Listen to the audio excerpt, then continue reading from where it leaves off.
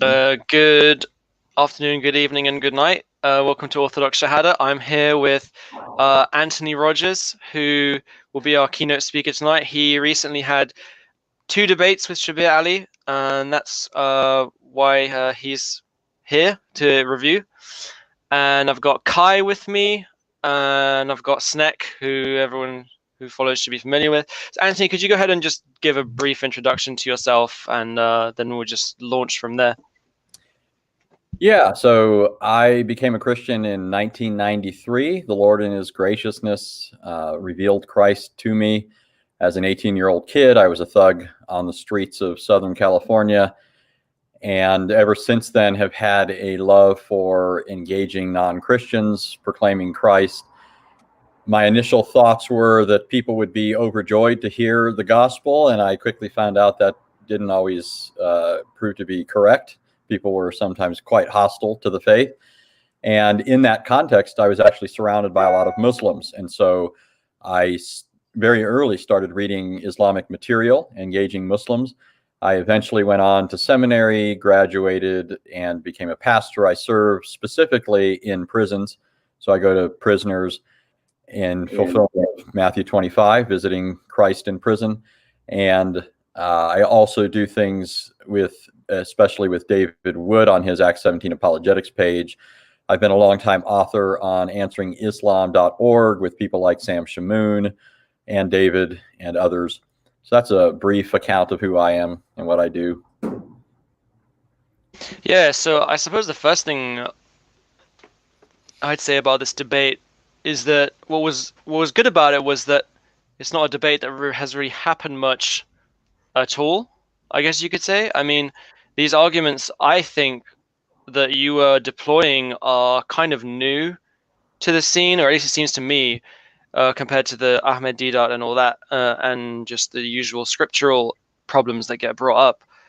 But what's interesting also is that it was kind of at the same time that you were making your Against Tawheed series on Act 17, that me and Kai on this channel were doing pretty much exactly the same stuff, and it seemed like we were having kind of a crossover in terms of literature. Maybe you and Kai could go back and forth about that.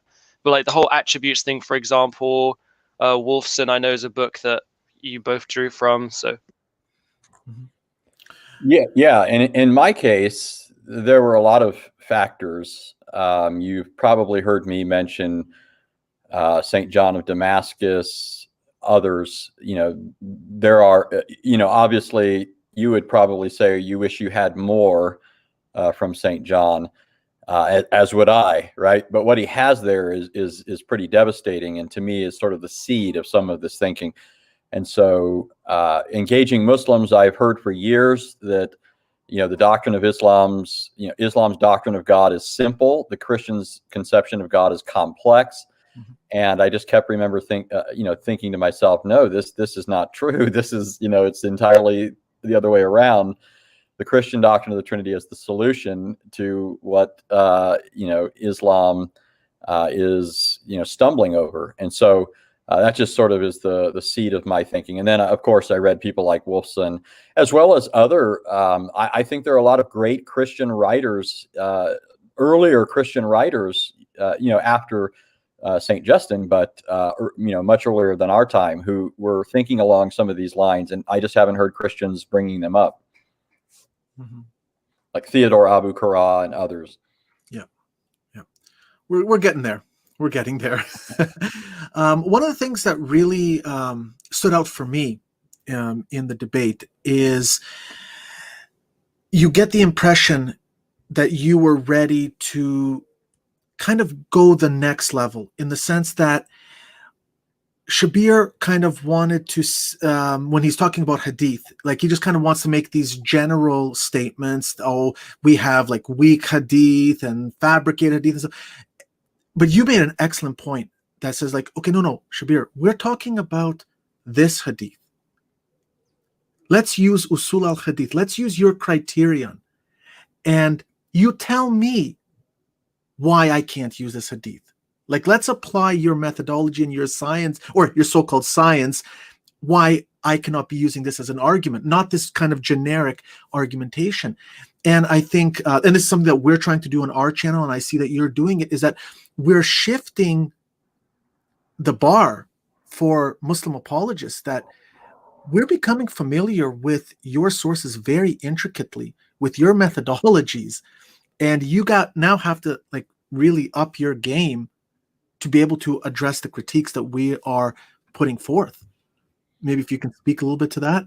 Yeah, so I was telling my son, because my son was there with me, and I said, the fallacy, just to illustrate it, is if I say, my car will get us to this particular location, and then somebody comes along and says, well, there are a lot of unreliable cars out there that will break down, right? What does that have to do with whether or not my car will get us there? My car is a reliable car. My car is a good car.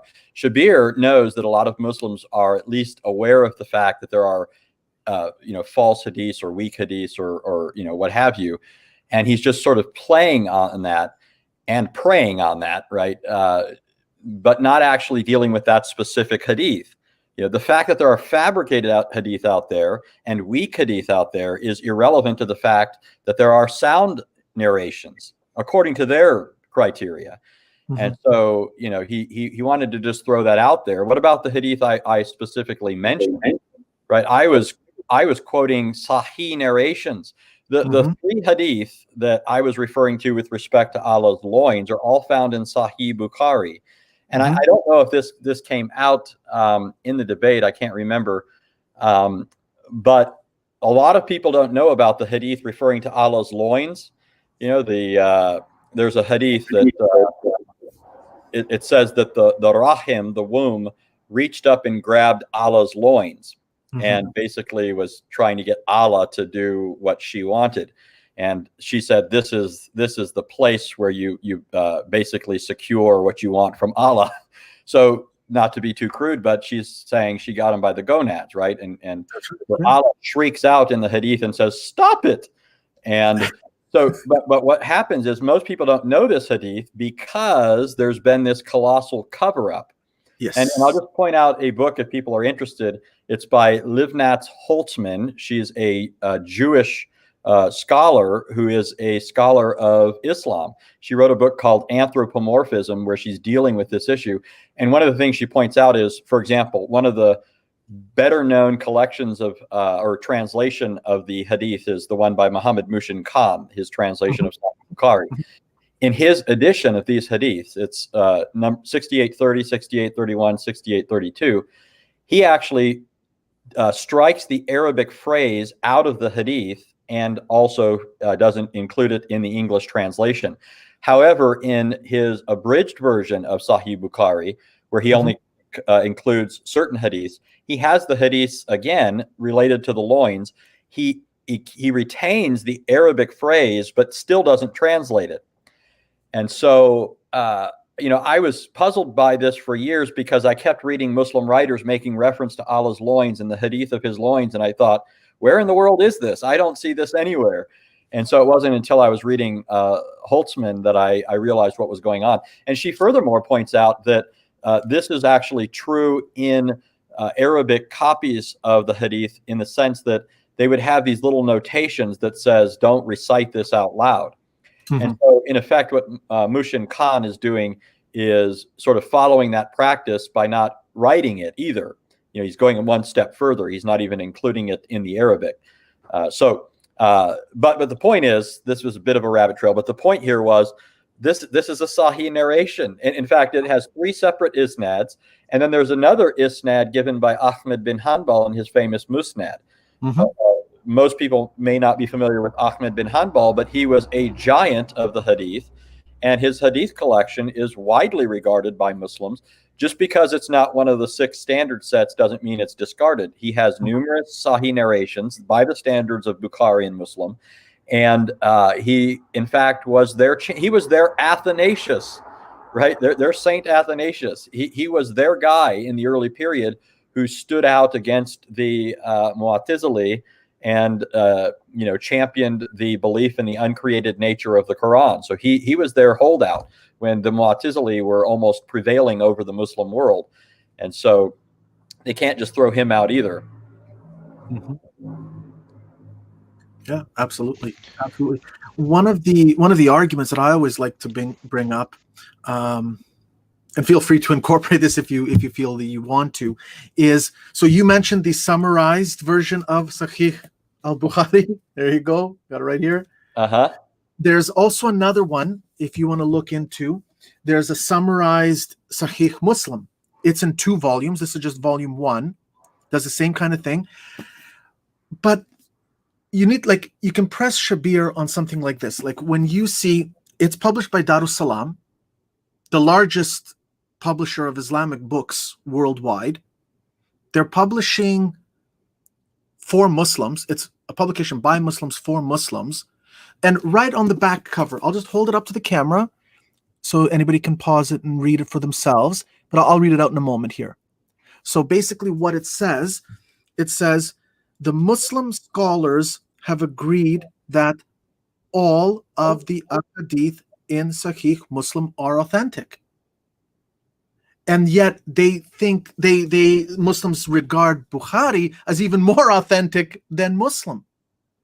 So it's like, this isn't Western scholarship. This isn't Western propaganda. This is Muslims publishing for Muslims. And when you make these kinds of claims, and then in the middle of a debate to say, oh, well, there are these weak hadith, and you're quoting from Sahih Bukhari, there's this great dissonance. And I think people are really starting to realize that there is this great dissonance, and that the Muslim side is really just kind of coping at this point. Yeah, the killer precept for me was when you said, well, those hadith you're rejecting are the ones that tell you about Aisha, when he was talking about Aisha. Like, that was absolute, like. Yeah, I mean, they want to have it. They don't want it to go both ways, right? If he thinks there's a hadith that helps him, he'll appeal to it, and it's just matter of fact reliable, right? I quote a hadith and he can just wave it away. No, if you're going to use hadith and just accept them because they're sahih in these collections, then so can I, or else you can't, right? And I don't deny well, I mean, I do have some problems with their whole science of hadith criticism and so forth, but I'm just playing by their rules, right? If we're going to go by your rules, then there are valid hadith, and if you're going to use a hadith and say Aisha rejected certain hadith, you only know that if you have sahih narrations. And, so if you're going to appeal to those narrations of Aisha rejecting things, then I can refer to the same sorts of narrations that are valid by the same criteria. And one of the hadith that I mentioned, I mean, it's just incredible that he would just think he could just sort of throw things out there, because the hadith of intercession that I made reference to, that hadith, it's hard to find a hadith that's more plentifully narrated than that one, right? This is the hadith where it talks about people and Muslims refer to this over and over again to various elements of it. It's the hadith where people on the day of judgment, they're waiting for the judgment to commence, and they're getting anxious. They're worried about what's going to happen to them. And so they start thinking about who they can go to hopefully intercede for them with Allah. And each person has some special thing that makes them stand out, by reason of which they think this person will be able to prevail with Allah. And of course, at the end of it, it finally ends up being Muhammad, who's the one that has this glorious right of intercession. But along the way, it mentions Adam, and he stands out because he was created directly with Allah's 2 hands. Mm-hmm. Adam says, no, don't come to me. I can't do it. I sin. My Lord is angry with me. Go to Noah. And then Noah says he was guilty of sin. Go to Abraham. Abraham says, no, I lied. Go to Moses. And then so on and so forth. Even Jesus, although in the hadith of intercession, Jesus doesn't say he did anything wrong. It just sort of skips over. Yeah, I know that one. Yeah. Yeah, but that's a mass narrated hadith. A lot of Islamic beliefs are based on that narration. And so the special thing about Abraham, for example, is that he was called the friend of God. The special thing about Moses is that God spoke to him directly.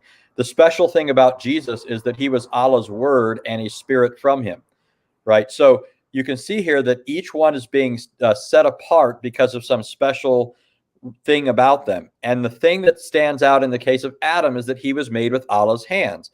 So if that's just figurative for Allah creating things by his power, it doesn't work.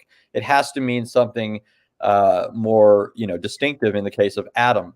And I didn't mention other things. I could have mentioned hadiths talking about the fact that Allah only created 4 things with his hands directly. Adam, he planted the Garden of Eden with his hands, he wrote the Torah with his hands, and he created the pen with his hands. So if there are only 4 things that Allah created directly with his hands, then it can't be a metaphorical reference to Allah's power, like Shabir was saying at certain points. Mm-hmm. Yeah, I suppose they could say it was a reference to like direct creation, like unmediated direct creation. Do you know what I mean? That's what the statement kun fayakun is supposed to be. Allah says be and it's created. There you have Allah creating by his word, which by the way is a statement out of the Targums, which I find quite humorous. It's in the Targums, the Jewish Targums, where you find this phrase, God said be it and it was. And it's the word, the memra, the logos, who's the one uttering the statement according to the Targums. And so in any case, the point here is the distinctive thing about Adam is that Allah creates him with his hands. And so you'll even find Muslims saying that, the early Muslims saying Allah created everything by his word be, except for Adam, the Garden of Eden, the pen, and Torah. He wrote the Torah with his hand, and so forth. Some statements even say Allah wrote the Torah while leaning back on a rock, and you could hear the screech of the quill as he was writing. These are crudely anthropomorphic statements. Yeah, absolutely. You go, Kai. Well, okay, so I just want to kind of switch gears just to go through some other topics as well. And one thing that I wanted to get your take on this, Anthony, is this notion or this idea of he's not God, but he's not other than God. Like that. The attributes, yeah. The attributes. Yeah, they say that very explicitly, and this is the commentary on the Creed of An-Nasafi by Taftazani. He says, he has attributes from all eternity subsistent in his essence. They are not he, nor are they other than he. So let me try to steelman the Islamic position. I think I can do actually a better job than Shabir in this case. And I'd just like for you to give me this particular critique, because as much as I've tried to wrap my head around this, the best way that I can kind of rationalize it or come to some kind of logical understanding is if we consider an analogy like this. So you have, for example, a person that is representative of, let's say, that would be Allah or that would be God. And that person is hidden from you. Like, let's say they are in a different room, so you can't actually see that person. Now that person speaks and you can hear the speech. And that speech is something that is interactable with you in creation. Now you would be justified to say, oh, that's so-and-so. Like if it's your mom or if it's your wife or if it's your child in the next room speaking, you would say, oh, that's so-and-so. You don't say that that's the voice of such and such. And that voice is intrinsically a part of that person. So it exists insofar as the person exists in that particular sense. But it's not the actual person, but it is identifiable with the person. So if you kind of use that as an analogy for this thing with the attributes, they're not Allah, but they're not other than him. How would you critique that analogy? Yeah, well, so some of my critique has to do with whether or not that sort of thing is even what Islam is teaching. They might say that, especially the sources. So just taking the Quran as an example, or go back to something like Allah's. Well, okay.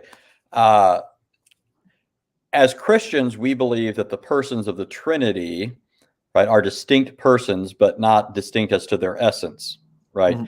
So there is a fundamental unity there. But they call that shirk. Okay, we don't think they're accurately representing us. They think they are. So if they're accurately representing us, then they must be saying what we're saying, right? That there are three persons who possess the entirety of the essence and so forth. If that's shirk, then it doesn't matter how they slice and dice it, right? It doesn't matter how they describe the attribute of speech.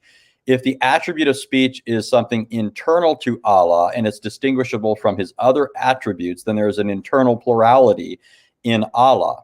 However, when I read the sources, it doesn't seem to me like these are things that are internal to Allah, but in some fundamental sense external to him, additional to him. Sometimes they'll say they're attributes of essence, or as the statement that was just read, subsistent in the essence or something like that. But that's approaching more the Mu'tazili position, which they're supposedly opposing. I mean, at least it's moving in that direction. So if you think, for example, one of the illustrations I gave in the debate is that according to Muslims, Allah can't enter into his creation, but the Quran says that Allah is near. Muslims explain that as Allah's attribute of knowledge being present. And if Allah is not personally present, but his attribute of knowledge is, then you've posited a plurality that's supposedly shirk in the case of the Christian doctrine of the Trinity. And yet it goes beyond what Christians are saying with respect to the persons, right? Mm-hmm. With respect to the persons, we do believe they co-inhere in the one essence, right? They all, the Son is of one essence with the Father. He's not something other than the essence. He is other than the Father, but that's a personal distinction, right? That's not a substantial or essential distinction. And so, the early Mu'tazili were bothered by the fact that the way the early traditionists were describing things sounded like these things were in addition to the essence. The idea that the speech, like when you say that the speech is him, right? You're speaking metaphorically at that point. What you mean is the speech comes from him, right? So that's not really taking away the distinction. But remember, so here's part of the problem. According to Islam, there's not supposed to be any resemblance between Allah and his creatures. So his unity is not supposed to be like our unity. And so if you say it's kind of like a speaker in one room and his voice, you can say that's him. When I said that's really just a metaphor for saying that's his speech, right? That comes from him. If they're going to use that analogy in order to make it intelligible to us, then what they've done is they've compared Allah to his creation, right? Which is shirk. Right. And my whole point is there's no way to defend this stuff without it being a violation of Islam's own criteria. Okay. I don't think Shabir understood this in the debate, that what I was doing was an internal critique. Okay. I've heard Jay mention this before. He actually went to a school similar, or he went to, I think he mentioned for a couple of years, Bonson Theological Seminary. Yeah. I've been reading some of that material since 1995. I went to a school where that approach was taught. And in an internal critique, what you're doing is you're taking the other person's presuppositions and you're showing how they are internally contradictory and, in fact, undermine the preconditions of intelligibility. And so, even if Shabir was saying something that I might not object to as a Christian, my whole point is you should be objecting to it because you're a Muslim. You're not a Christian, right? You think my position is shirk, right? You think our position is shirk. Yeah. So I hope that gets kind of at what you're talking about. Yeah, no, absolutely. Absolutely. Yeah. Yeah. I suppose one thing is that the language of subsisting it just sounds, like you said in the debate, it just sounds hypostatic. Yeah. I mean, they don't go into a great degree of explanation, but just talking that way, it sure sounds like there's these things that just kind of get tacked on to the essence. So I mentioned Hamza Yusuf in the debate, and he has a book on the creed of Imam al-Tahawi, in which he discusses the Mu'tazili, the Asharite solution. He kind of ignores the early traditionists because he doesn't like the literal interpretations that they held.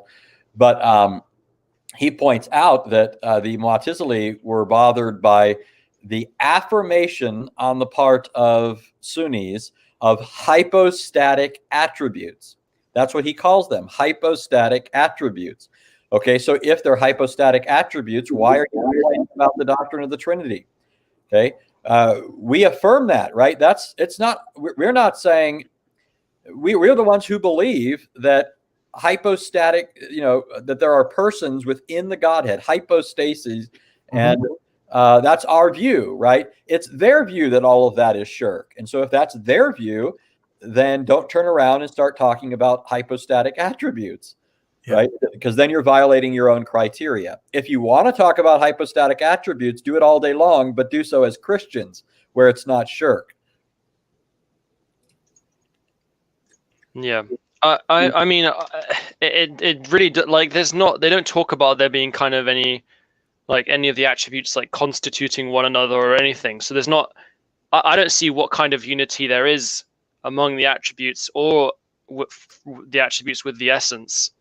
So it sure sounds to me like, I mean, I'm willing to get corrected on some kind of long explanation, but it sure sounds to me like you have these other individual, separate, uncreated things that don't really have any real unity with each other or the essence. Like I guess that's what mainly bothers me about this doctrine. So, and they say that they're only. Well, it seems to me that they literally just end up saying this phrase of "not he" and "not other than he," just to avoid the Mu'tazili and the polytheist position. Right. They want to have their cake and eat it too. Yeah. And that's what, and I was quoting Hamza Yusuf here again, he called it a paradox and then even told you what he means by paradox.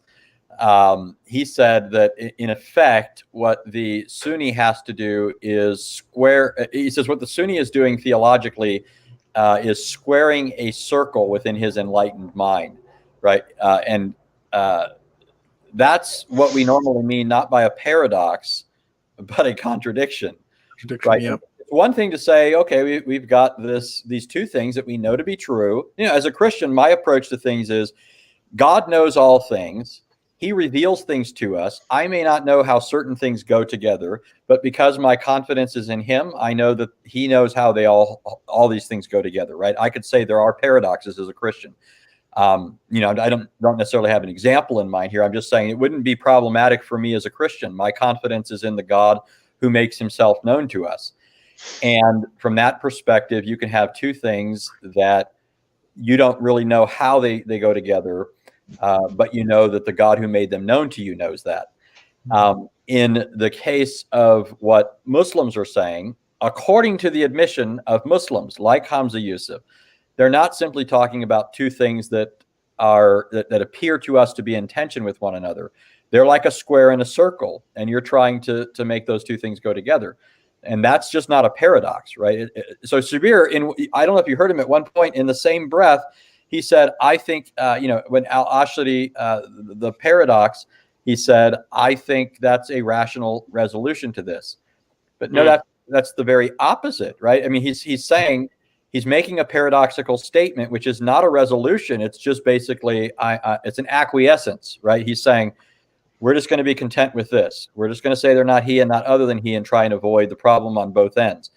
But you don't avoid the problem on both ends by asserting two things that are contrary to one another. Yeah. Well, he also kept trying to force you into his system. Like he kept trying to say, oh, please accept my account of attributes.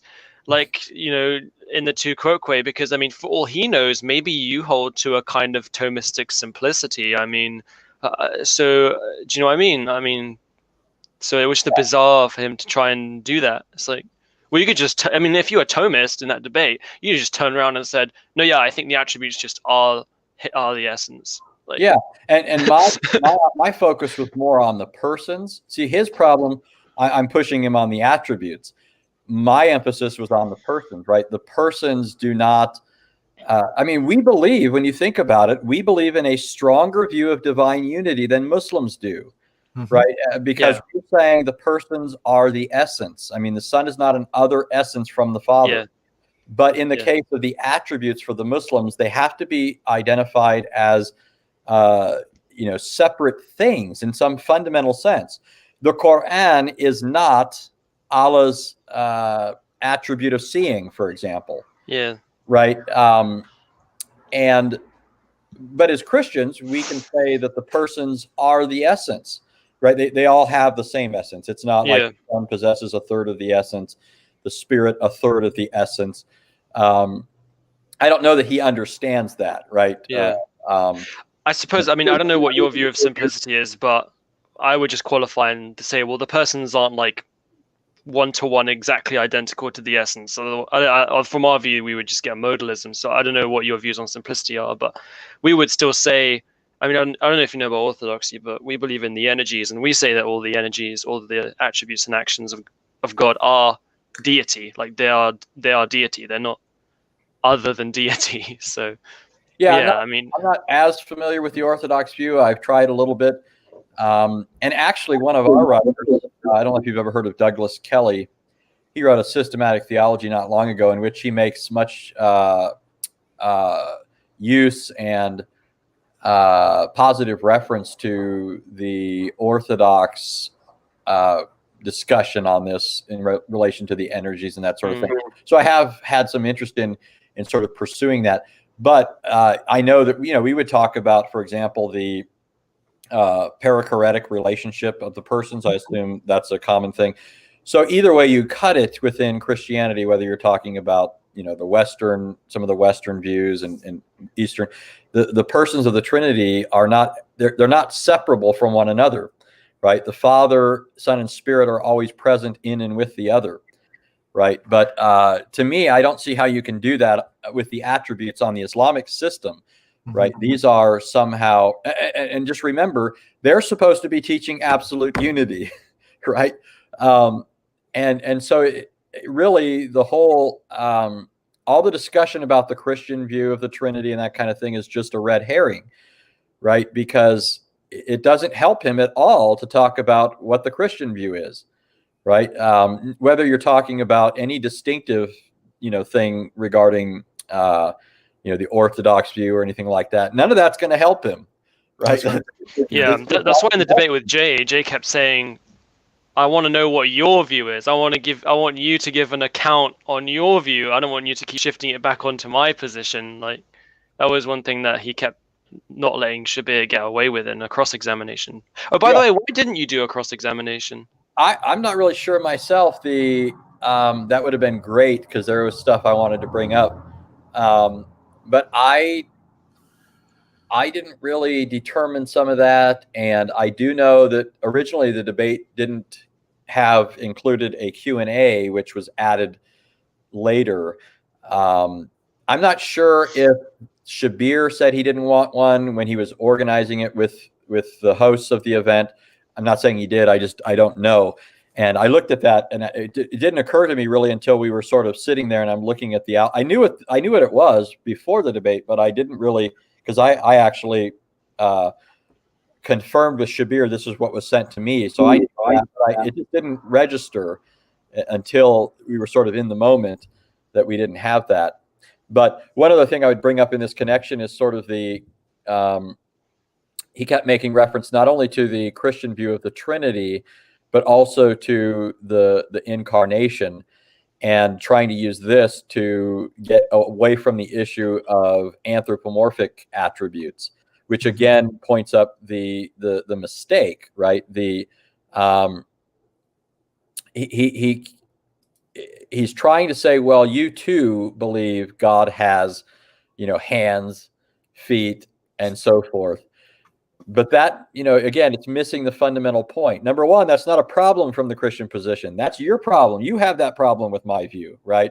That I think Christ became incarnate, right? That is not a helpful appeal for you. But moreover, it's not the position that your sources teach, right? They do not teach that Allah became incarnate. They don't teach that, right? We say that Christ has hands and feet, even though he's God, because he became a man. But they have no concept of Allah becoming a man. So why are there sources talking about him having hands, face, loins, shin, feet, and so forth, right? And if he has those qualities, then he has parts, right? Hands are parts. And if Allah is the sum total of these parts, then he's not absolutely one. He's made up of parts. And these parts are in principle, he could be divested of them. A person can lose a hand and there's still, the essence. I was asking somebody after the debate, I was saying, because trying to illustrate this to them, I said, what is the essence of humanity? And he was trying to give me an answer. And I said, well, what if I cut off one of your hands? I said, would you still be you? And he said, well, yeah. And I was like, well, you see, this is a separable part. It's not necessarily an essential part of your being. And so if Allah is like that, then he is a being made up of parts. And again, I mean, that's not what we mean when we talk about the persons of the Trinity. I think our view of unity goes beyond that. But you can see here that it's clearly not the absolute unity they're talking about. Moreover, it's problematic just from the standpoint of saying that Allah is the creator of everything. If he has these qualities, then how did he exist apart from the creation of the world, right? All of this presupposes some spatio-temporal context within which Allah exists. Can't have hands and feet and all the rest. And moreover, the sources are explicit that these things have dimensions. They have limitations, right? It talks about Allah putting his hand on Muhammad's back between his two shoulder blades. So apparently his hand fits between Muhammad's shoulder blades. Either Muhammad was really, really big or Allah's hand is really small. Either way, Allah has these limitations. So, there's problems all around. So that's why, I just wanted to keep inviting him to the Christian view where we don't hold these things in the way they do. And we certainly don't refer to them as shirk or all the rest. Yeah, it's a huge straw man because we would never say that like the same, because we think that there's the properties for the human nature and there's the properties for the divine nature, and the body parts and all that are proper to the human nature.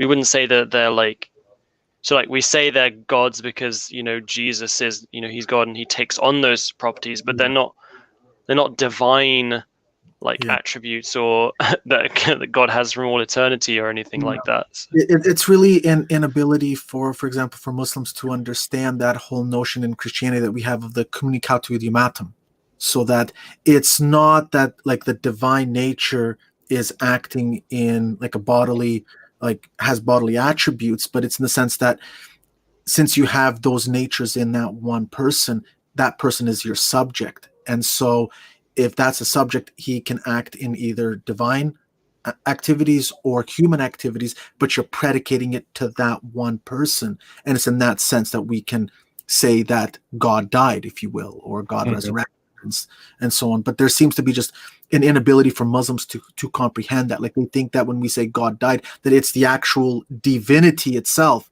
that died, when it's absolutely not the case that we're saying that. Yeah, absolutely. And that also goes back to the issue of the Quran, where the Quran has a separate hypostatic existence from Allah. That and I didn't make this comment here, but I did in the debate. That kind of brings this out a little further, where the Islamic statements are that the Quran is neither created nor the creator. Yeah. Okay, so this shows you just how separate the Quran is from Allah. If the Quran isn't created and isn't the creator, then, and that's the orthodox position on the Quran. So there you see the radical bifurcation between the Quran and Allah, which shouldn't be the case if Allah is an absolute unity. But moreover, they teach that the Quran somehow, and I don't want to call it an incarnation, but I mean, there's this idea that somehow it's here with us, even though Allah is not here with us on the Orthodox view, I mean, Orthodox Muslim view. Yeah.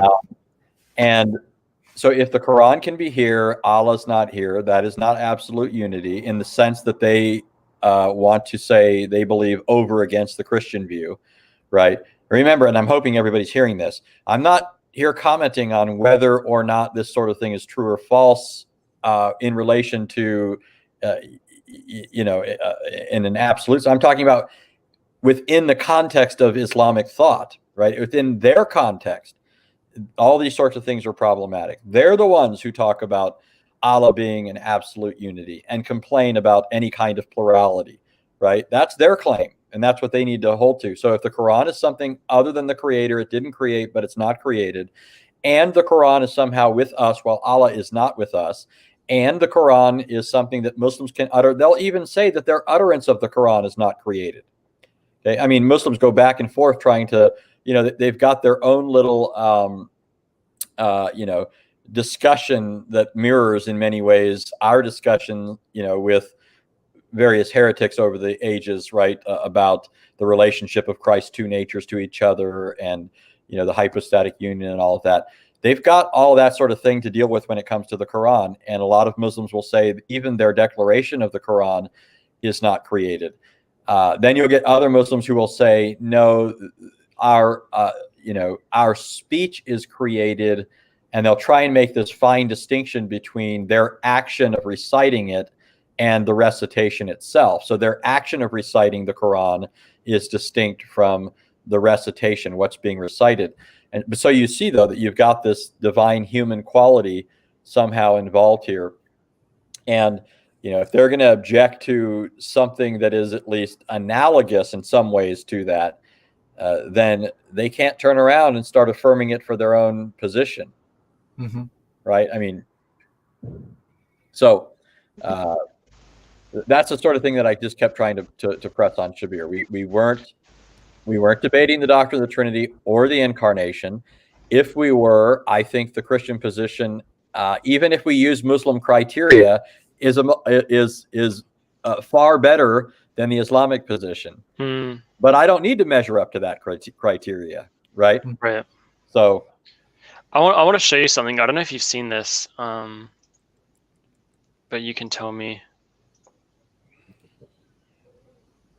Oh yeah, if you've seen this. So I'll tell you two things that are going on here. This is an attempt to damage control on the one hand, without saying too much in favor of what happened in the debate. So he's saying he recognizes that Shabir lost in the debate, but he wants to pretend it's just because Shabir has been washed up for 5 years, right? You can't at the same time say he lost and by that give too much credit to the Christian side, right? And he also, I'm sure, wants to account in there for why he lost to Jay Dyer, right? So he has to stretch it out a bit, right? Several years or so. So on the one hand, he wants to acknowledge that Shabir lost. On the other hand, he doesn't want to give too much credit to the Christians, right? He lost because he's been washed up. Yeah. I actually think that Shabir. Well, I was surprised he didn't bring up certain things in the debate, but really it's better he didn't, because those were all the things I expected him to say and was prepared for him to say. So the fact that he didn't bring them up is almost better for him. But the other thing to note is that Ijaz was fired by Shabir not long ago. So Shabir has a bit of an axe to grind against him. If you recall, it wasn't the discussion with, I forget who it was, not with Sam. Ariel. It was with Ariel. There was a doxing incident. Yeah, and he said some really repugnant things about him and so forth. And because of that, Shabir canned him, because he was actually working with Shabir. Yeah, no, he told me he was Shabir's student. Yeah. When I was trying to. That incident. Yeah. That's funny. Yeah. I didn't know that. I thought he was still under Shabir. That's interesting. Yeah. Very interesting. Do you want to? Should we talk about the Tanzi thing, because that's one of our arguments. We haven't really put it in a video yet, I suppose, because I don't know why, but we might do at some point. Is the idea of that you pointed out that the because there's no similarity, you can't even talk about God at all, and that's why they avoid having, pictorial representations. But this is an argument that was, I heard this originally from Jay. He was like, okay, well then, isn't the Quran, like, that you hold in your hands, isn't that created symbols and words and letters that are supposed to refer to tell you truths about Allah? But if Allah's absolutely transcendent and there's no comparison between him and the words and the symbols, then you just invalidate the whole revelation. Yeah. Now I brought up the three major positions as I see it. There are variations within each of those camps, but the main approach is basically you have the attributist position, right? Those who affirm attributes. Then you have the anti-attributist position, those who negate the attributes. Then you have the Asharite attempt at a solution that says he has attributes, they're he and not, but they're not he nor other than he, right? I was basically saying that Muslims have taken these three different approaches and pretending like, these are three different options. But I actually think that the Quran teaches, in some sense, both of the first two options. But I think it's logically inconsistent, because I do think it teaches that Allah has attributes, and I think it includes anthropomorphic ones. But I also think it makes statements that, if they're pressed to their logical conclusion, do rule out that he could possibly have attributes. Right. So I think that it has this tension built within it. So if you take those statements like Surah 42:11, there's nothing like him, Surah 112:4, nothing can be compared with him. And, those were the verses that the Mu'tazili, the Jahmiyyah, and others were appealing to when they said Allah doesn't have attributes. He can't have attributes. They were the ones that were saying this was shirk, right? So it's not even just a claim that we're making as Christians. This is what was being said by other Muslims. And but yeah, once you say that sort of thing, you end up with what Muhammad Assad was saying, that he's not comparable to anything, and so he can't be defined in any way. And moreover, you can't use any anthropomorphic images or abstract symbols to communicate who he is and what he's like and all the rest. And so part of the main point that I was making there is, number one, I think the Quran does do just that, right? It does just that, but it shouldn't be doing that, right? And they want to press this against Christianity to some extent, but don't want to see that, okay, this is their criteria and they're violating it, right? So, Muhammad Assad, and by the way, it reminds me of something else in the debate, because Shabir, I was referring to Assad. I could have referred to other people in Islamic history. I referred to Assad because for years I've heard Shabir positively recommending Assad's translation and commentary of the Quran. So he knows what Assad's position is. In fact, he was a follower of al-Zamakhshari, and Zamakhshari was a well-known Mu'tazili. He's sort of a thorn in the side of Sunni Muslims because he's one of their foremost scholars with respect to the Arabic, right? Zamakhshari is a giant, but he's considered a heretic by them, by Sunni standards. So when I quoted Assad, Ali said, well, I don't agree with Assad. But then I also quoted Zulfikar Ali Shah at the beginning of the debate, and then Shabir said, he's my friend, but I don't agree with him either. And I quoted G.F. Haddad. And I don't know if you caught that quote from Haddad, but what Haddad said was, we Sunnis maintain that there are as many exceptions to the statement Allah created everything as there are attributes. Okay, so there are as many exceptions to that statement as there are attributes. How many attributes does Allah have? Well, at least 99, right? He's got 99 names and corresponding attributes. And according to most Muslim scholars, that's just the lower limit, right? There are more attributes besides that Allah has, but he has at least 99. So if that's the case, then there are at least 99 plus things that Allah didn't create that are not Allah. And so I know I'm getting a bit away from Tanza here, but absolutely, go ahead. But the point is that, so you've got these two tracks in the Quran, one leading to a plurality of attributes, including anthropomorphic qualities, and then you've got this extreme transcendence view, and the two things just don't go together, right? The one leads in one direction, the one leads in another direction. And what happens is you'll get Muslims with a different bent, right? Some will be more inclined towards this kind of thing, and so they'll emphasize these passages and hold this view, and then others that'll latch on to these other passages and go in this direction.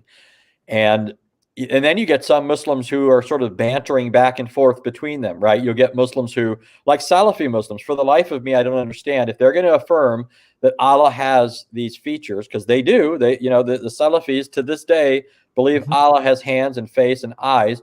Well, if that's the case, why do they say he can't enter into his creation? Right? What is it that prevents Allah from entering into his creation? It certainly can't be that his nature is fundamentally prohibitive of that sort of thing, right? He's already in his creation in some sense, right? And the other problem that even just going back to a pure version of Tanza, if you say that Allah is so transcendent that he's not comparable to anything, you can't. I mean, you heard Shabir making these illustrations at times for Allah derived from creatures, right? Creaturely relations, creaturely realities. He shouldn't be doing that if Allah really is absolutely transcendent and so forth. But the other thing is, and I think this is one of the more simpler arguments, and it's one that I've used many times, but I like asking Muslims, if Allah can't enter into his creation, then how can you say that the Quran is a revelation from Allah? That's right? How did Muhammad get the Quran if Allah can't enter into his creation and communicate with his creatures? And what do they inevitably say? They'll say, that's where you're missing it. It was Gabriel who gave the Quran to Muhammad. But how does that solve the problem? My question then becomes, how did Gabriel get the Quran? Right. Yep. Right? Gabriel is just as much a part of creation as Muhammad is. It doesn't matter that Gabriel is up higher in this creation, or maybe is a more powerful being. The fact is, he inhabits creation. So if God can't do that sort of thing, then you don't have a revelation from God. You can't possibly have a revelation from God. In fact, I mean, Christians have always said that even the fact that we have a revelation from God at all is already incarnational, isn't it? It already involves a condescension on the part of God. And this isn't the most profound way of putting it, but it maybe communicates a little bit to people. But if you're really familiar with royalty, or maybe rich people, sometimes people will say they're snobbish, or they're sort of above other people. They'll turn their nose up at other people, and it's beneath them to talk to certain people, right? So the whole concept of a revelation from God, the infinite God, right? The whole concept of that is itself involves some sense in which God has stooped, right? God has humbled himself or lowered himself, right? That he would even address creatures at all, right? So Muslims aren't being consistent when they reject the incarnation on the grounds that Allah can't enter into his creation, because that's already the line of thought involved in a revelation from God. The incarnation is in principle fundamentally continuous with that idea, right? And so we would say that in a sense, I mean, all the theophanies of the Old Testament are just other modes of that, right? Of revelation, right? They're ways by which God is revealing himself. So Tanza is a huge problem. It's contradictory to the other strains of the Quran that teach. I mean, you have hadith that talk about Allah descending to the lowest heavens. They have to do incredible, gymnastic work to get around this sort of thing. Allah speaking to Moses from the right side of Mount Sinai. But then even if you could explain those things away and therefore get rid of the contradiction, you still have the problem of Allah not being able to communicate with his creatures, Allah being fundamentally unknowable, there being no way that we could know him, not even in, like I think you guys would talk about in terms of his energy and actions. He would be forever sealed up, vaulted up, beyond the heavens, inaccessible in every way to man, unknowable, and not even an object of worship. It basically boils down to your notion of Tanzih is a Neoplatonic understanding of God. It's an impersonal God. There's a complete disconnect between Allah and creation in all sense of the word. Right. Now, when I was talking with Lewis the other day, he brought up a really interesting question, and I'll pose it to you. So the Mu'tazila, they'll identify the attributes with the essence of God, and they have no problems doing that. They'll just say the attributes, when you say Allah is the most merciful, you're really just talking about the essence there. It's just a name to identify the essence. So then Lewis asked me, like, well, what actually distinguishes the attributes from the essence or that of Allah? So when you say it's not Allah, well, what distinguishes them? Right. Nothing does. And so sometimes people can, I find Muslim writers somewhat unclear when they're trying to talk about this. They'll sometimes say the attributes are the essence, but if that's what they're saying, they're really saying they aren't attributes. That's essentially what the Mu'tazili were really saying. He doesn't have these attributes. They're just names, and this was the quote that I gave from Muhammad Assad. They're just names that we give to the perceptible effects of his activity. And so that means that what mystic, yeah. Yeah, so what we see happening in the world is the source of these names. And so my observation is that if that's all you're doing, then we could call Allah about anything, right? Because what we see happening in the world is more than simply justice, righteousness, and Zulfikar Ali Shah, the guy I quoted at the beginning of the debate, he says that Islam teaches an absolute ethical monotheism. And I'm thinking, well, if that's your view, that's not an absolute ethical monotheism, because I could just as well call Allah evil as well as good, unholy as well as holy on this view. These are all just names derived from what you see happening in the world. And I see a lot of things happening in the world that to me don't look so good. So, they all reflect then on Allah. But I mean, yeah, at the end of the day, if there's no way to distinguish them, then, what are we doing? What are we talking about? What do we mean? And the other problem is on Tanza, again, what do these things mean, right? They can't mean anything really intelligible to us, because Allah is so, altogether other, that whatever these sounds refer to, it can't mean anything like what we're thinking, right? I mean, otherwise he'd be comparable to us in some ways. And that's what the Mu'tazili were arguing against, right? So they can't fundamentally be distinguished in any way, and nor then could they. When you think of one way I like to sort of illustrate what's involved here, and in some ways this goes back to what the ancient Greeks were trying to solve, was the problem of the one and the many, right?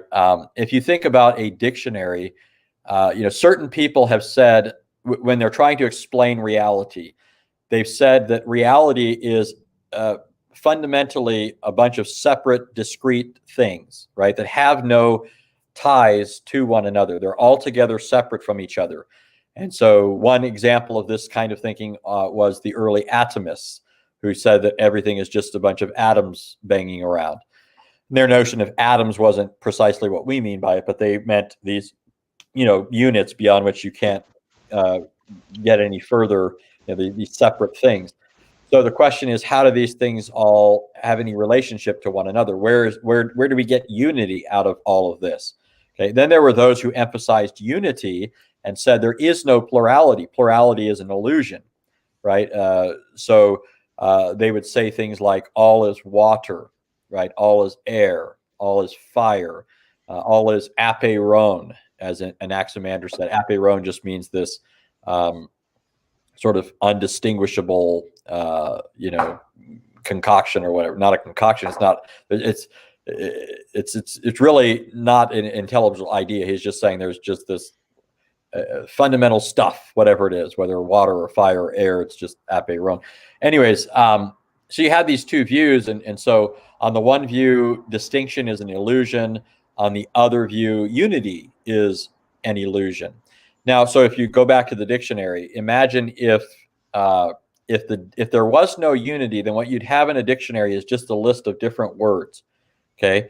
But no word could be defined in terms of another word because there's no unity between them, right? So all you'd have are these discrete words that are meaningless to you, because how do we define words? We define words with other words, right?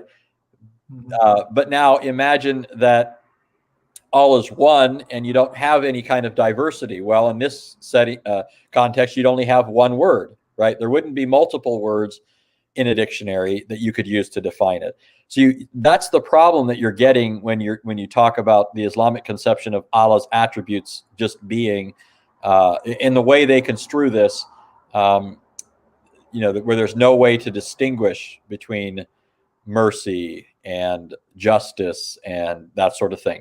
Now you've got these words that are meaningless to you, and so hopefully that helps people to kind of for the longest time I thought that the Islamic position put the one over the many, but after reading sources I'm thinking it might be the other way around. Because they do take an atomistic position. They do, I mean, in Taftazani, straight up, they literally believe in atoms. Like, they'll talk about atoms and stuff. So yeah, so there were some other interesting things in the debate. I mean, I think we've covered some of the major ones, but sort of some of the things, just to say something about the Trinity debate, because we focused mostly on the Tawhid debate, but there were some things, and I'd be curious to hear some of you guys' feedbacks. But I think he said something that I had hoped he would have said earlier in the debate, but I think he didn't really get to it until later. Maybe it was the question and answer period, and it was killing me because I expected him to say it sooner and was hoping he would. But he likes to ask the question, what basis do you believe there are only three persons in the Godhead? I don't know if you've heard him ask that question before. He actually asked that of Jay when he had a debate. Okay. So I'll have to finish that debate with Jay. I was telling you before our discussion that I had watched parts of it and thought it was funny, some of the stuff Jay was doing, especially with the whiteboard and stuff like that. But I often, people might think I just sit around watching debates, but I get too frustrated, listening to the Muslim, and I want to respond, and I end up pausing it for 20 minutes and responding to them and then never finishing the debate. But he likes to ask that question, and from what I've heard, I've never heard a Christian really answer that. And so I was like, oh, I hope he asked me that question, because I'm going to lay into it. I'd be interested in hearing what Jay said, but but part of it is, to me, is it's like Christians have answered this sort of thing. He thinks that, his limited reading of some contemporary authors is the extent of Christian reflection on these things. And it just isn't. Every day I read new ancient writers and others that, will address something. And I'm thinking, we need to be more aware of a lot of these things. In fact, just throw out there, I know I'm going in a bit of a different direction, but the other day I was addressing an objection that Tobiah Singer made against the historic interpretation of Genesis 1:26, right? All the fathers interpreted that as a reference to the Trinity. Right? In my reading, I've never seen a single father who interpreted that differently, right? So, but what Tobiah Singer said was, well, this is really just God addressing the earth, because he's going to make man from the earth, and also his breath, so he's saying let us, so this combination, God is taking the earth and the breath and putting them together. Now, there's a whole host of problems with that, but just skipping over that, what he said was, well, if God is three persons, why is and this isn't what this means here in 26, that he's talking to the earth and heaven or the air. Why doesn't God speak in the plural before that? Why doesn't he say, let us make light, let us, cause the dry land to appear, right? And I don't know how other Christians would have answered that, but when I heard that, I was like, you need to read a bit more, because that's something that was addressed by Saint Athanasius in the 4th century. He actually has this great discussion where he's making the point that first of all, this is kind of an underlying part of his thought, but the very fact that God is a speaking being, a communicative being itself it's already involved in the fact that God is a plurality of persons, right? Mm-hmm. Otherwise, you don't have that to begin with. But then he says that when God is speaking, it's to God that he's speaking. When he says, let light be, if you read Genesis, and this we don't read as carefully as we should, but it's remarkable. If you read Genesis, it's very interesting. Often it'll say, God said, let there be, and then it will go on to say, so God made the light. Right? It's almost as if you have exactly what Athanasius is referring to there. God said, let light be. God made the light. God said, let there be lights in the firmament. God made the lights in the firmament, right? So that's what Athanasius is pointing out. All along, this is Trinitarian before you get to verse 26. So but my point here is just to say that, Shabir his reading is very shallow, and he sometimes gets away with that. Right, he sometimes gets away with it, but this, on the one hand, should be a strong correction to Shabir, that to think that the people he's interacted with most of the time, represent all that Christians have had to say. But it should also be a rebuke against Christians for not being more familiar with a lot of these things, because the church has said so much stuff, and we're over here fumbling around, when somebody says something, thinking, oh, what do I say here? Yeah. Just to go along that line there, like I think you did a very fantastic job addressing Shabir's apparent criticism of, for example, Genesis 1:1, the whole plurality thing with the grammar, like the Bereshit bara Elohim et hashemaim ve'et haaretz. And while you were talking about that, I mean, you did a fantastic job addressing that. For me, I think that a much stronger verse for us to prove our case is actually Genesis 3:22. Mm-hmm. It says, and the Lord God said, now that the man has become like one of us. And in the Hebrew, you have the Vayomer Hashem Elohim hen ha'adam haya ka'ahad mimenu. So here you have the divine name Yahweh just juxtaposed with Elohim, which is, if you're going to claim that Elohim is in the plural, but you now have this juxtaposition. Sorry, I can't pronounce that word.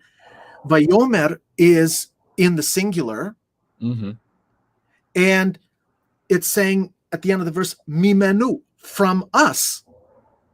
Like you have everything encapsulated perfectly there in terms of a plurality, a single verb, the juxtaposition between the divine name and Elohim. It's like, how are you going to explain this, Shabir? Yeah. Now, I mentioned that verse in my opening statement, and along with mentioning Genesis 1:26, Genesis 11:7, come let us go down, and unfortunately, debates, I did address Shabir when he tried to say it's just a plural. What he was doing with the Genesis 1:1 thing was, because I said, I didn't appeal to, Muslims do this routinely, and it annoys me to no end. I appeal to Genesis 1:26, God said, let us. Shabir, in an attempt to respond to that, brings up Elohim. Oh, that's just a plural of majesty. That's irrelevant to 1:26, because I wasn't appealing to the name Elohim, the noun. I was referring to the verb, let us make, right? That is a verb. And as Hebrew scholars point out, that a plural of majesty is never used with verbs and pronouns in Hebrew. Okay, so he's confusing the noun Elohim with the verb that I was appealing to. But then furthermore, if I was to further address the plural of majesty issue, if there was time for that, 322 is devastating, because a plural of, if it was a plural of majesty, right, and that's a later convention, it's not part of Hebrew, like I said, but if that was a plural of majesty, it would have said the man has become like us. It wouldn't have said like one of us, right? That involves, one, it's saying one of several, right? Mhm. One of us.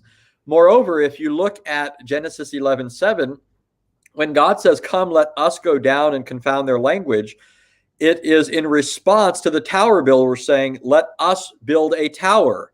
Right? Was that a plural of majesty? Was one person saying, "I'm going to build this tower that reaches to the heavens"?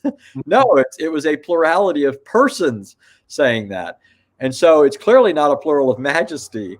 And that altogether with the stuff that you were just mentioning.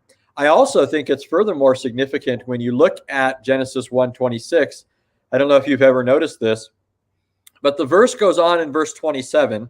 You often hear Jewish people, they'll say things like, well, in verse 27, it says, "So God created man in his image." It doesn't say, it's not plural, right? But have you ever noticed that there's a threefold repetition?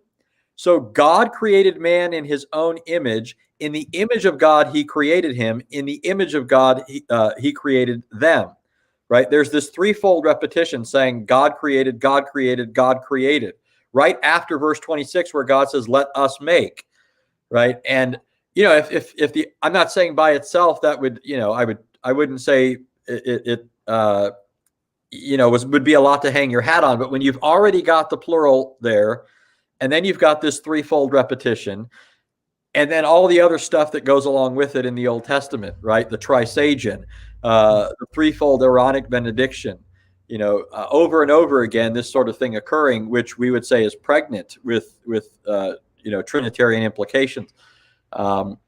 So those passages are, extremely strong. And like I said, and I hope everybody gets this, because I was anticipating certain things from Shabir, and I think the reason he didn't do a lot of things was because they were anticipated. I think he felt the force of certain things. But if I was to simply quote Genesis 1:26, Shabir would have said, "Oh, this is ambiguous. How do you know it's three persons, not four persons?" But what I pointed out was that Genesis is being written by Moses for the Exodus generation. The Exodus generation is that people that was redeemed from Israel by means of the angel of his presence and the Holy Spirit. And so they're not reading Genesis 1 in a vacuum. They're reading it as the people of God who were rescued and redeemed by the threefold saving activity of God, by which he made himself known. So they're not, there's a statement in Jewish literature where they're trying to address Genesis 1:26, where it says when Moses got to 1:26 and God was telling him to write, Moses stopped and said, "Master of the universe, why say it in the plural here and give the heretics an excuse?"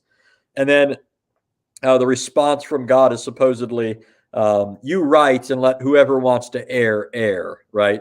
So he's basically, it's not an answer, but it's saying, you write whatever I tell you, even if heretics are going to take it a wrong way, right? But my whole point in that debate was saying these people are not reading it in a vacuum, right? They were the people of God, saved by the acts of the events of the Exodus.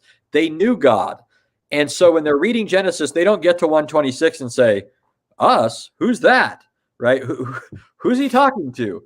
They already know who he's talking to. He's talking to the angel of his presence and the Holy Spirit. Moreover, contextually, the Spirit is mentioned, right? You don't have to go outside of the context to already have one indication of who he's talking to. The Spirit is there, brooding over the creation, and God is creating all things by his word, which we know from Genesis and other places. God's word is, while he certainly speaks, it ultimately, back of all of that is his personal word. Genesis 3, a favorite text where it says that they heard the voice of God walking in the garden, right? It doesn't say they heard God's voice while he was walking in the garden or something equivalent to that. It says they heard his voice walking in the garden, right? Genesis 15 says, the word of the Lord appeared to Abraham and said, right? It's the word that appears and speaks. It's not talking about the word as that which he heard, but the word is that which appeared and spoke. And you find that sort of thing all throughout the Old Testament. So, you've got all of this stuff in the Old Testament, and again, tying it back in with the whole Tawhid debate. The Islamic sources are not adequately understanding all of this. They're charging this with shirk, and so if they're going to come along then and say anything like that, right, then they've got a colossal problem on their own hands. Mm-hmm. I was trying very weakly there to tie it back in with our Tawhid discussion. That's good. That's great. Do you want to say anything else, Kai? No, I think we can change gears. I think that was a really good exposition on that. Oh yeah, one thing I wanted to mention was, I think another reason, and this is kind of rewinding a bit, but I think one of the reasons why they have this attributes problem is because they collapse nature and person. Like they don't have a nature person distinction. I think that's clear, because if the attributes just are Allah as a person, then they would be his essence. But then also, there seems to be that tension, because they can't be God, because if you said that, then they would just be Allah himself as a person. So they can't have that continuity of the essence with the attributes, it seems to me. Yeah. There's a lot of stuff. It'll be interesting to see. To me, Shabir was kind of the pinnacle in a sense, like in terms of those who debate. There are sharper Muslims out there, but in terms of those who debate, he was the one. I mean, I don't know if you guys can think of somebody else, but who debates. But there are some things I would have liked to have explored beyond what we were able to do, and it was obvious that Shabir was just out of his depth when it came to that subject. Yeah. And there's also further study that I'd like to do on a lot of these issues, and will do, right? In the next debate, if somebody ever does want to try and tackle this, I plan to push the envelope even further. But there are issues like that, and if we had a question and answer period, maybe some of those things would have come up. Because I kept thinking of things as the debate rolled on. I kept thinking, of different things, and I'm thinking, I wish I could bring this up, wish I could bring that up. And I like one thing I brought up, but I don't know if you guys caught it, was the whole issue of seeing Allah. What's interesting is that was our next topic. Yeah. Okay, good. Because even though you have all this debate among Muslims about Allah's attributes and whether it's just like more like metaphysical qualities or also these anatomical features, whether so there are those who would take those things metaphorically and those who take them literally. One thing both parties still affirmed is that they were going to see Allah, and that's because this is based on again mutawatir hadith, the mass narrated hadith that talk about the vision of Allah at the end. And so tying in relation to Tawheed, my question for him was if you're going to see Allah at some point, are you going to see all of him or only part of him? Remember, there's no concept in their system of condescension, right? There's none of that, or whatever else somebody might want to say to account for this. So he either has to say that a person is going to see all of Allah or only part of him, right? I mean, I don't know what the other option is. And remember, this is the sources say they're going to see him with their literal eyes. I mean, that's explicit, literal eyes. Yeah, it's creed as well. It's in the creedal statements too. Yeah, directly. So if a person is going to see all of Allah, either two things. One of two things have to be. So there's these two positions: all of Allah or only part of Allah.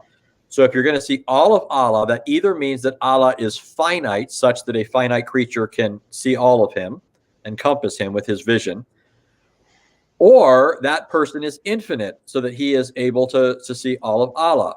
Both of those positions are shirk, either to say that Allah is not absolute, or that a person is absolute so that he could see all of Allah, or, in some sense. And again, I'm talking about their categories, right? This is their categories. Okay? It's irrelevant what Christians might believe. Their categories are the ones that give us this conundrum. Then if you say, on the other hand, oh no, they're only going to see part of him. Okay, which part? And if it's part, then Allah is made up of parts. He's not absolutely one. Okay. So why are Muslims saying, say not 3, or say not whatever, say not 99, as the title of the broadcast is. Yeah. Say not 99. So that's the sort of thing I mean when I say, there are other issues here that, I have thought about and wanted to bring up, and they kept occurring to me throughout the debate. And I know there are further issues, like talking with you guys, that get me thinking. And there's other stuff as I continue to read the literature. Just as an aside, while I was there, one of the benefits of this conference, going down there, I don't live in an area where there's a Muslim bookstore. And so I get stuff online, which is kind of limited. You kind of got to know what you're looking for, as opposed to being somewhere where you can look at all this stuff and say, oh, okay, this, that, and the other thing. So when I was there, I got a good book haul. So you can expect all kinds of additional thoughts coming out, and hopefully a Muslim who will give me the context in which to use it in debate. Well, one thing that might interest you is in February, we have Jay. We're planning to have Jay debate a respected sheikh.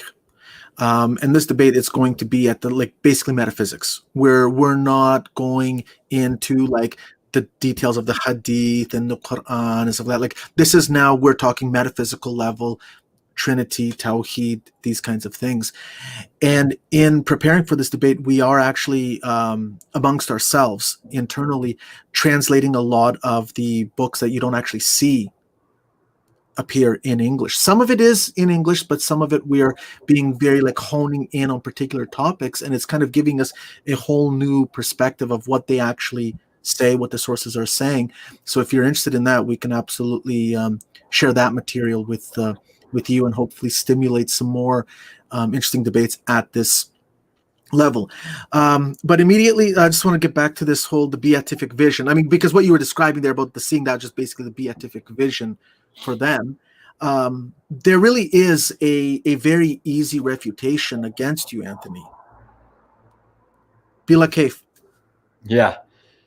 So I expected Shabir to bring up Bila Kaif as well.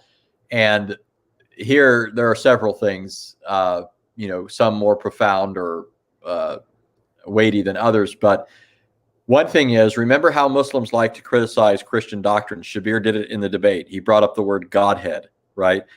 Now, you remember that in the Trinity debate. Mm-hmm. And I was kind of like, well, I don't know who you think I am, in the sense of I'm tied to this word. I couldn't just say, so much the worse for that word. It doesn't do anything to say that my position as a Trinitarian is false, right?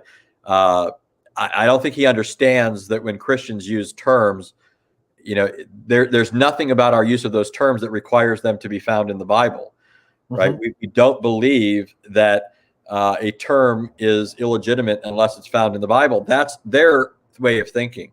That's right. Right. We for one, you can see Jesus in the Bible making logical inferences, right? Jesus in Matthew 22, in his debate with the Sadducees, inferred the resurrection of the dead and the fact that man has a soul that exists beyond death from the statement of God in Exodus, I am the God of Abraham, Isaac, and Jacob. And then he says, so he's not the God of the dead, but of the living, right? Mm-hmm. So there's a logical inference being made from a verse. The Sadducees didn't say, that word or that, statement isn't found in the Bible. They're like, oh, they were stumped, right? So unless Muslims want to reject logic, then they can't object to that sort of thing. And that's in principle all that's going on when Christians coin certain expressions. They're just, implications of the text and ways of referring to or drawing out certain things. But the other thing, so my point here is, bila khayf is not a statement of the Quran. It's not a statement of Muhammad, right? Muhammad did not say that. Okay. The second problem with that sort of thing is, when the early Muslims used it, the ones that used it first, they didn't mean the same thing that the later Asharites meant by that, right? Certain of the early Muslims were simply saying, we believe this without interpreting it. Okay, and understand what that means. They're saying, so the later Asharites were saying, okay, when the Quran makes reference to Allah's hands, that means his power. Okay, it doesn't mean hands. Okay, the traditionists, the early Muslims were saying, no, it means hands, literally. Yeah. Okay, so the later Asharites were coming, or excuse me, in response to this, some of the traditionists, the early Muslims, were saying, we say that it means hands without interpretation. Bila khayf. We don't try and ask any further questions. We just leave it at that.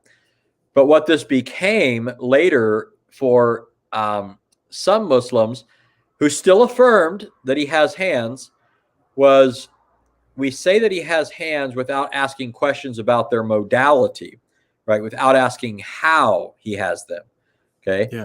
So remember, the first one is just saying, we just leave things as they are. We don't try to interpret them. The next one is saying, we say that he has hands. It's literal, but we don't ask how. And now I have a problem with both of these because, I have a problem even with this second one because I do think that the sources say how, right? They do talk about the modality, right? When you have a hadith that's saying, so what they're saying is, so if it says he has hands, sorry about that. Somebody pulled into the garage here. But if the hadith say he has hands, or the Quran, Surah 38:75 says he has hands, we affirm that he has hands, but we don't ask, what are they like? We don't ask, what are their dimensions or anything like that. We don't ask that sort of question. But when you've got hadith talking about Allah putting his hand between Muhammad's shoulder blades and saying that he felt its coolness in his chest, you are being given statements relevant to the modality of those things, right? You're not just being told that he has hands, you're being told things that go beyond that. Okay. So that's another issue that I have with that. But then later Muslims took it even further and said,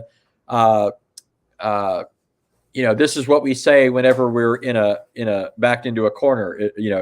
Allah knows what this all means, right? But I don't see that in Muhammad's teachings. I don't see it in the Quran. I don't see it in the earliest Muslims. They're just affirming the attributes and saying we don't interpret them. And besides that, just throwing up your hands and saying it's a mystery. When has that ever satisfied them when it comes to the Trinity? That's right. Yeah, that was great. I remember there was a debate that happened in the Discord, and it was like Masihi was questioning him on on the whole hands thing, and he was like, how can he be infinite but also finite and have corporal limbs? And the guy was like, oh well, God can be however he wants to be. And then Masihi was like, okay, so you can accept the Trinity then. And he was like, no, I changed my mind. Like legit, he was like I shouldn't have said that. Oh yeah, that's funny. No, but I mean, just in terms of like words appearing in the Quran, Tawheed doesn't appear in the Quran. The Muslims, they'll talk about Sifat Allah, the Sifat, the attributes. Sifat does not appear in the Quran. So I mean, you need to be reasonable. It's like you're just giving a word to represent a concept or what's being described in the Quran or in the Bible or whatever. It's not that you're inventing something.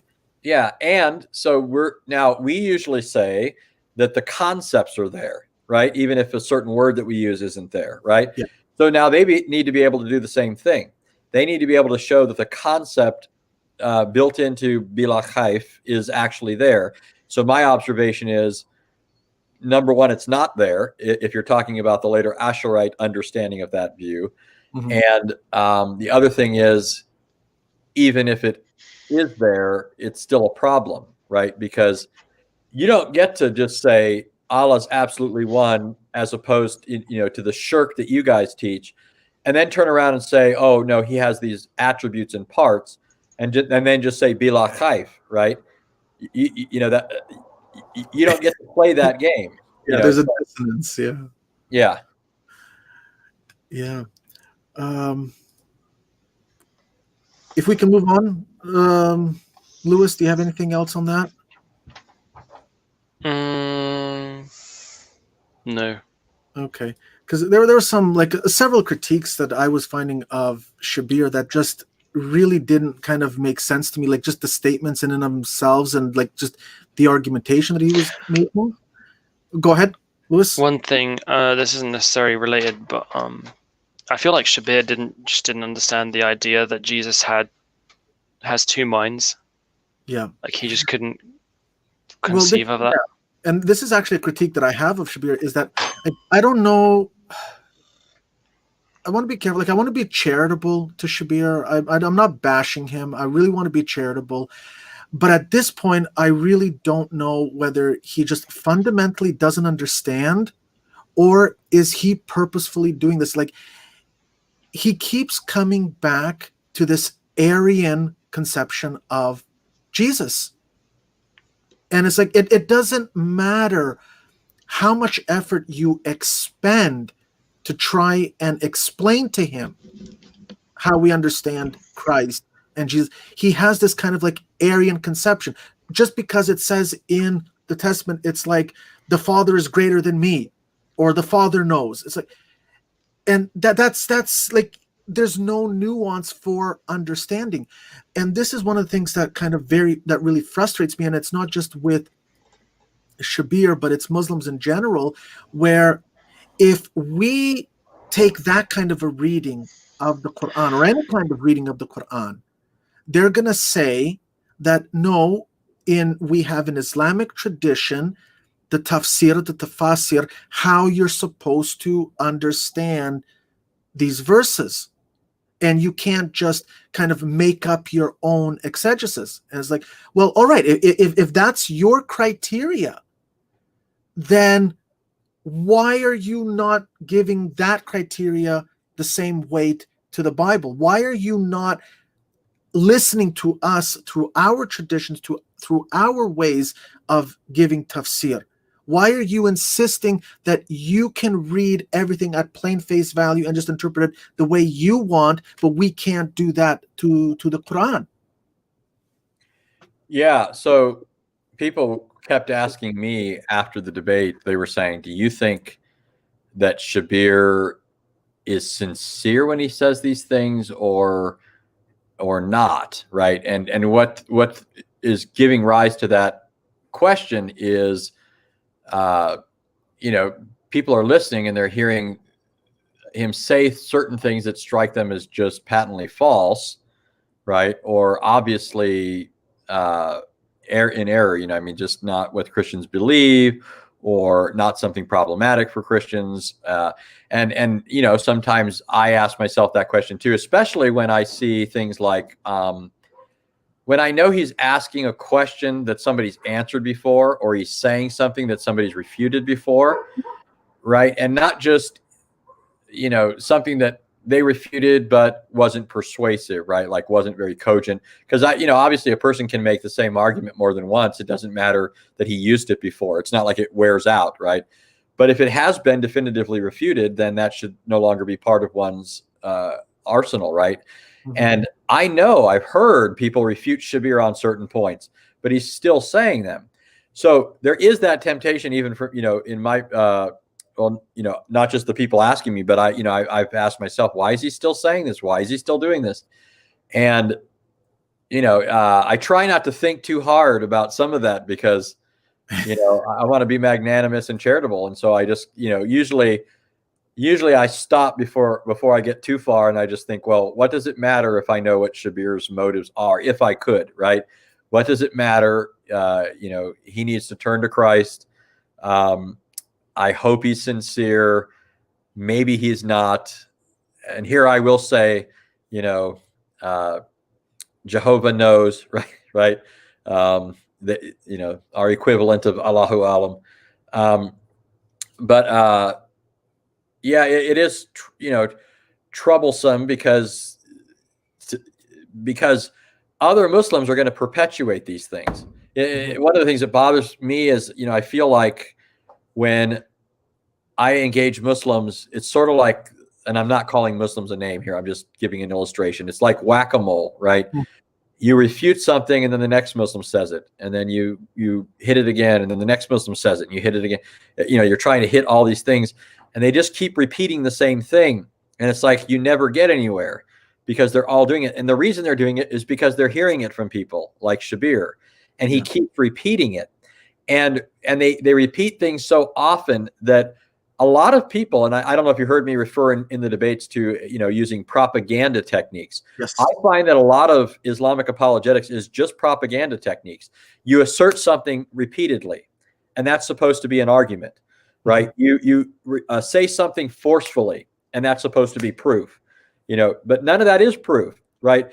I watch Shabir in these debates, right, where somebody will, and again, I'm not telling you that he is doing this maliciously. I'm just, like I said, I've left that to God. I'm just saying that he's still doing it, whatever is going on there, right? He's still doing that, where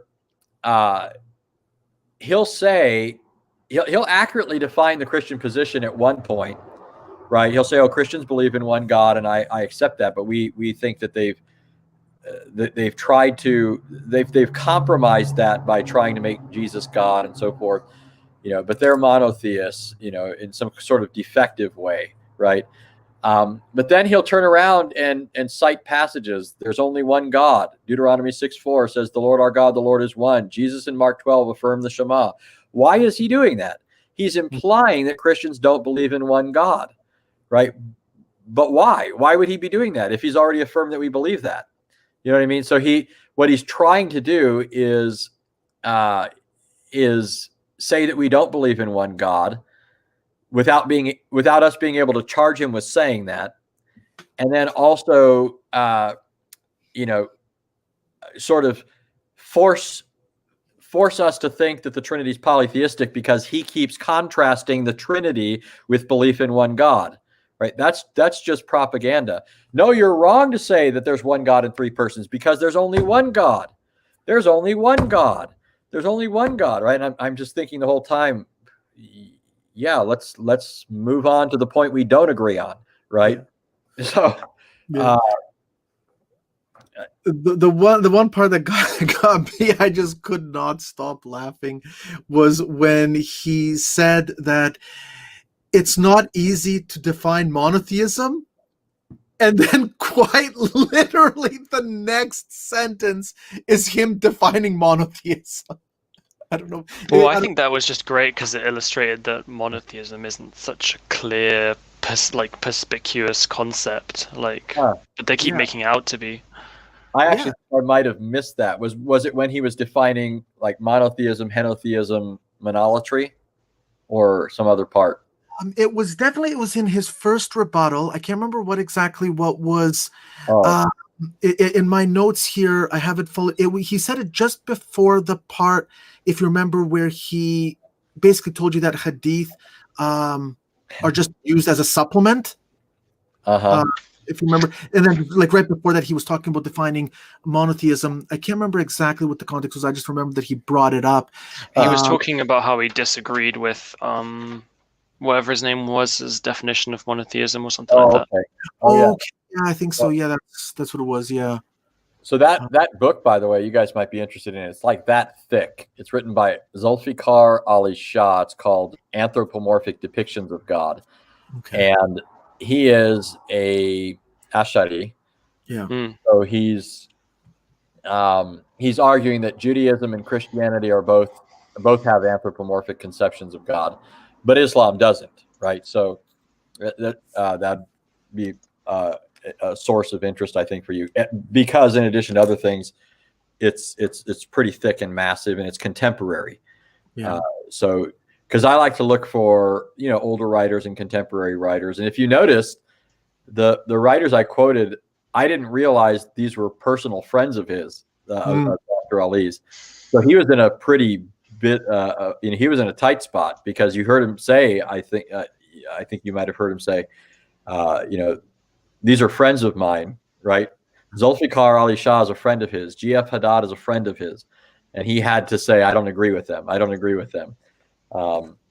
Which is strange, by the way, now that I think about it, because Zulfikar Ali Shah is an Ash'ari, and that's the position that Shabir was maintaining in the debate, right? He was maintaining Ash'ari's position.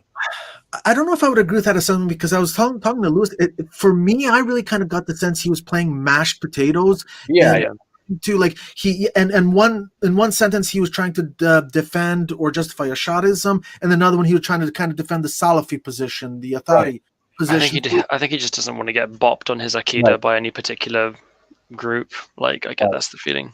Yeah. And I agree with both. Yeah, all that. But I'm saying that he was explicitly saying that he thinks that al-Ash'ari's paradox is satisfactory or whatever. Yeah. I probably shouldn't have even brought up that attempt at a solution and let him bring it up, because really the problem comes down to the two, right? You're either an attributist or an anti-attributist, right? And if he wants to come up with, something like al-Ash'ari's thing to supposedly deal with that, then, at that point I could just say that's not even a solution, right? Yeah. You can't have both. Yeah. Go ahead, Luz.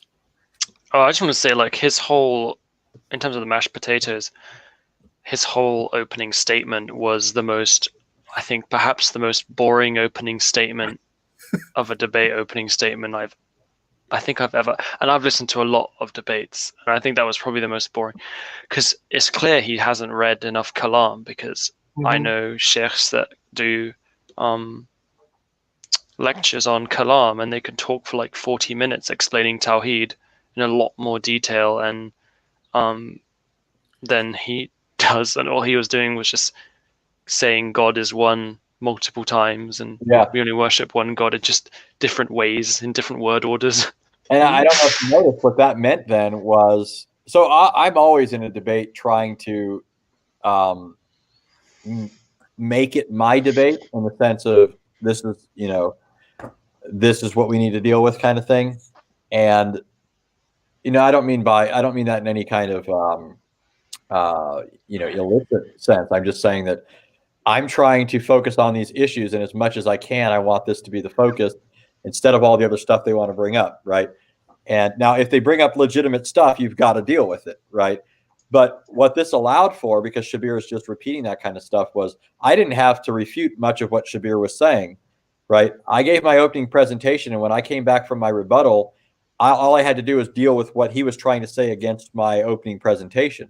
There just wasn't much in his opening that I had to really deal with, right? So it wasn't like, so normally, like when you get into a rebuttal period, you have to think about two things. How do I refute what he said in his opening and defend what I said in my opening, right? But instead, the only thing I had to focus on was everything I said in my opening, because that became the focus of the debate. And there's no question, I didn't go into the debate questioning whether the Quran says there's one God, right? I mean, he wasn't telling me anything there. And, in fact, I quoted at the beginning of the debate the Muslim Zulfikar Ali Shah saying that, right? I mean, I was already planning to give that kind of definition, which, by the way, I don't think Shabir disagrees with. I don't know why he was saying he did.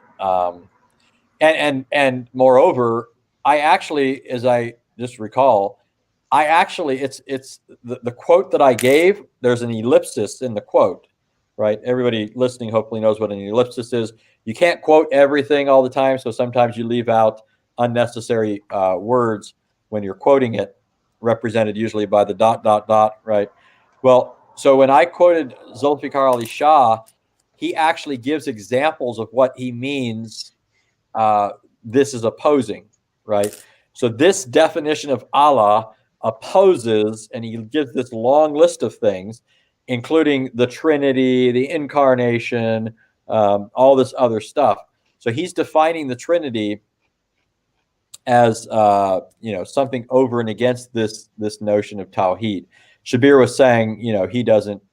At one point, he said he doesn't say that Christians are polytheists, right? But well, the Quran does, obviously. Yeah, the Quran. I was about to say the Quran forces you to make that claim. Yeah, and he does too when he slips into the Bible says there's only one God, right? Why are we talking about this? Right? If you affirm we believe in one God, I affirm that. So yeah, the question is, how do we believe in one God? Yeah. So I don't really think he disagrees with that definition. I think he just realized that if you're too precise and too clear, then it puts you into too many problematic positions. Yeah. And it was a great point that you brought up. It's like in the Shema in Deuteronomy, it's like you, Shabir, you're the one reading into the Lord our God is one person. It doesn't say one person. It says one. Yeah. Why not one Godhead? Yeah. He was complaining about the word Godhead. If we're inserting words, Godhead is a perfectly appropriate one, right? Yeah. This was my funniest moment of the debate. Like this was I think this and the Say Not 99 were the two. I just started laughing. Another one that got me laughing, like just I couldn't contain myself, was when he said that the whole reason like that hadith were recorded, or the reliable hadith, was they were recording correctly what everyone was doing. And I'm like, but if everyone was doing it, why do you need to record it? Like, what's the point of recording of a hadith if everyone is doing what's recorded in the hadith? This is part of your tradition. How are you going to lose it? And he making it sound like those are the only authentic hadiths, as if you can only rely on the hadith that verify what we're currently doing. So I just thought that was just a really, really bizarre moment for him to make that kind of a claim. Yeah.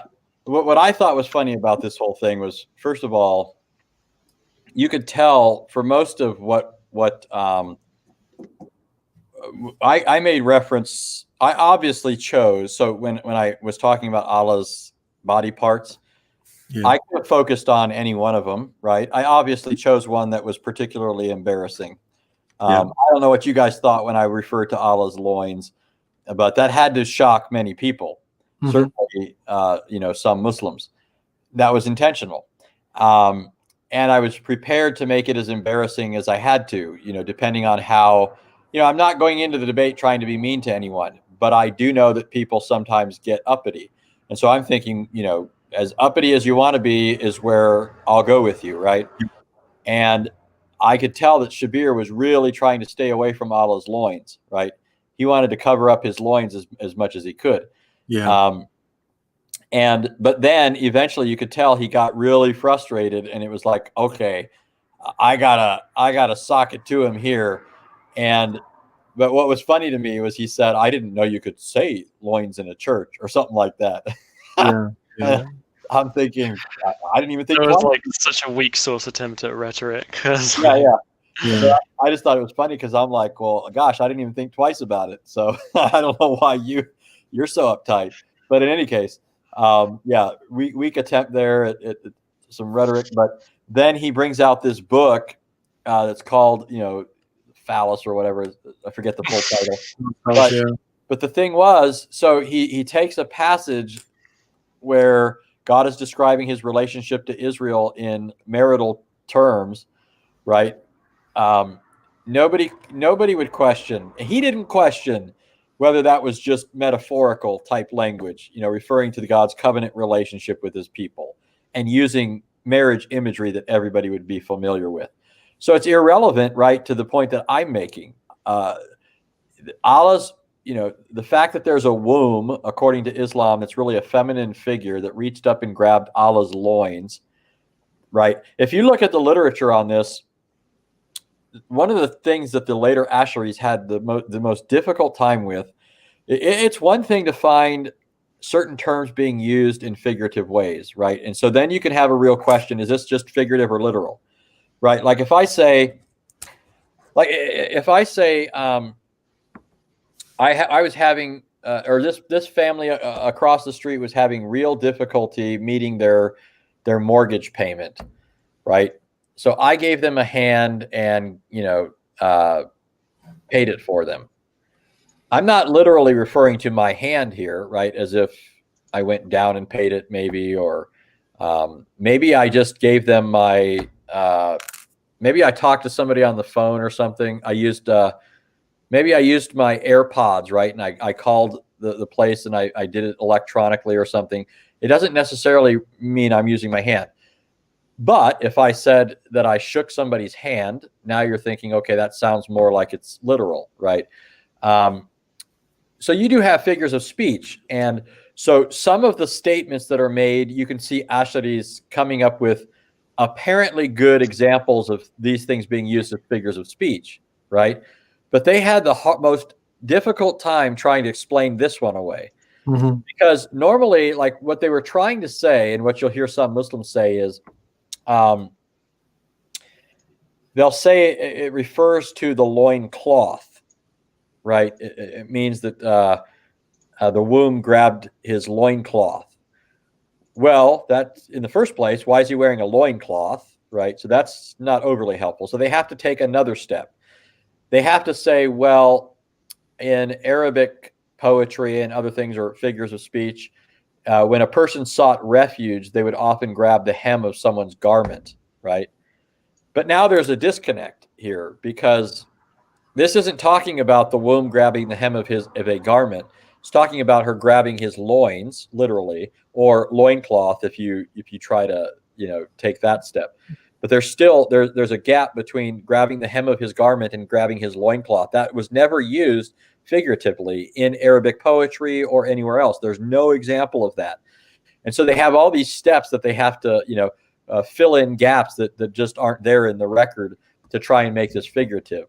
But that's why, like I said, all the early sources say that this was literal. Ahmed bin Hanbal took it literally. Ibn Taymiyyah took it literally.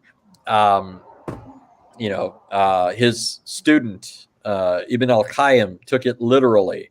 And the Hanbalis, in fact, they made this a test of orthodoxy. If you didn't accept this hadith and take it as it stands, then they would say you're a kafir. So, and again, they were the earliest position, at least the earliest articulated school of Aqidah. So, Well, what do you think the whole loins grabbing, womb grabbing the loins thing is about? Like, what?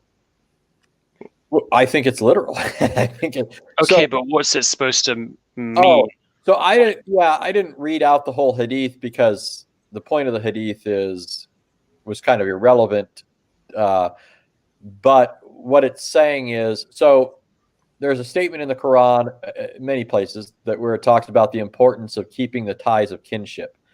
So those who share the same womb are supposed to be loyal to each other, true to each other, good to each other, that sort of thing. And in an attempt to ground this idea, Muhammad said that, because remember, Muhammad all over the place in the hadith is personalizing things, right? The pen, there's a literal pen that Allah made, right? There's a literal book, the mother of the book, right, from which all the other scriptures are derived. There's all these other things up there with Allah, and Muhammad is turning them into talking things and all this kind of stuff. If people haven't heard this, I mean, just you read through the hadiths and things are talking left and right. Muhammad's food is talking, and all this stuff. So what happens is, so you've got this. The way you're trying to tell people the way you're telling them to try and be true to their kinsmen, those who share the same womb, either the same mother and father, or maybe further back ascendant, right? Somewhere along the line, they come from the same womb. But he's saying that everyone comes from an ultimate primordial womb in some sense. And that womb in the beginning, as soon as creation was finished, that womb stood up and grabbed Allah's loins in order to make sure that Allah would bless those who kept the ties of kinship and would not bless those who broke the ties of kinship. And so that was how Muhammad tried to ground this. And he did other stuff like that. I mean, if you read Surah 7, it's not as clear in Surah 7 exactly what it's saying, but it talks about Allah bringing forth Adam's progeny and making them confess him as God. The hadith tell us that Allah stroked Adam's back with his right hand and brought out of him all of his future descendants. Okay, so Allah was the first masseuse in history, gave the first back rub. But think about this for a second, just for a second. If Allah is trying to bring out all of these future descendants of Adam, why is he stroking Adam's back? Think Quranically here. Where does semen come from? Right? It comes from between the backbone and the ribs, right? So Allah is just following his crude view of how the body works and so forth. So he strokes Adam's back, he gets his progeny out, and then he causes all people to stand before him and confess that he is the true God. And that's, by the way, think about this. This is when we talk about all men having a knowledge of God, right? We say that all men know God, and we talk about the various things involved in that. Muslims also say that all people are born knowing God. There's this thing they call fitrah. It has nothing to do with what we're talking about. The reason they think everybody knows God is because they think that God took everybody out of Adam's loins and made them stand before him and acknowledge him as the true God, right? So they have a very different conception of what grounds that, okay? But I'm bringing this up because what I'm saying is Muhammad did that with all sorts of things. He was trying to give a basis for things like why we all know God, why we should all keep the ties of kinship, why we should, this and that. And he traces it all back to this, earlier stage, before other things. And so that's what I think is going on there. And that's how the early traditionists understood it. And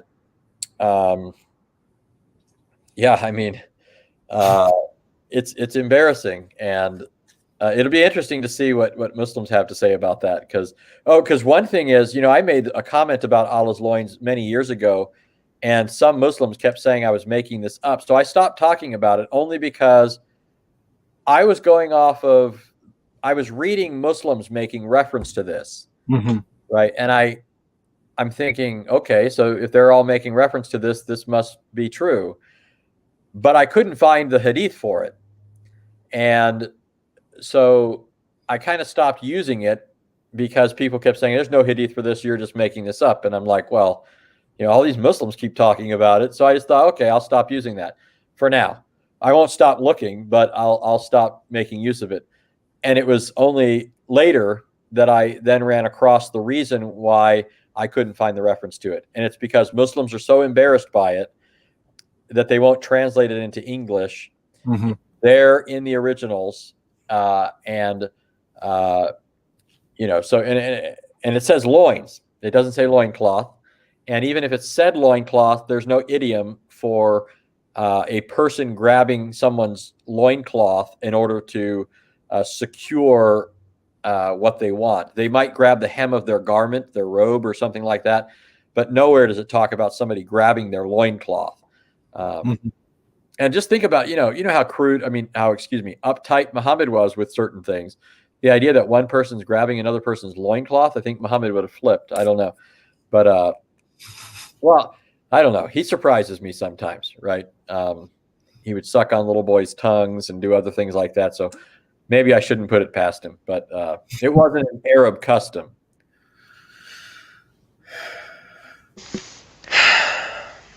Well, is there anything else you want to talk about, Kai, or are you happy? I mean, okay, well, we've reached 2 hours. I know you said you wanted to keep it to 2 hours. There is one thing that I wanted to go over with you, Anthony, and it was just very striking. No, I wasn't surprised, but it was just very striking just to see how eloquently it played out in the debate. It was a few months back where Lewis and we did a stream with our beloved brother Sam, and we talked about kind of like a top 10 things that Muslims will typically do in a debate. And so I just want to go quickly through these lists, and we can see, I think pretty much all but one of them, Shabir having done that. So at number 10 on that list, I said was Muslims will not talk about just Islamic topics. Mm-hmm. And when you guys started debate number 2, we're talking about Islam. Is Tawheed pure, Islamic monotheism? And Lewis, you said what, 20 minutes, 30 minutes? How much time was going to pass before Shabir brings up Christianity? And it's like, you're talking about Tawheed, and literally within the first few minutes, he's bringing up a different religion. Yeah. Yeah, go ahead. And notice by contrast, since we did 2 debates, one on the Trinity, one on Tawheed, I made no reference to Tawheed that I can recall. That's right. I'm fallible, but it certainly had no real focus in the debate. I mean, I made a passing reference to Islam at certain points, but never did that become any real part of the debate. However, in ours, he wanted to keep talking about the Trinity, and I kind of didn't mind that in a sense, because if you notice, that was the very way that he enabled me to point out just how much Islam's own doctrine contradicts itself, right? Because they don't accept our doctrine. And so if our doctrine is your get out of jail free card, well, then it's go to jail card as well, because you say that our view is wrong. So if your view is justified because we've got this same thing going on, whether you say we've got a worse problem or not, it doesn't matter, right? You've got the problem. And then again, remember, we only have the problem if we're using Islamic criteria.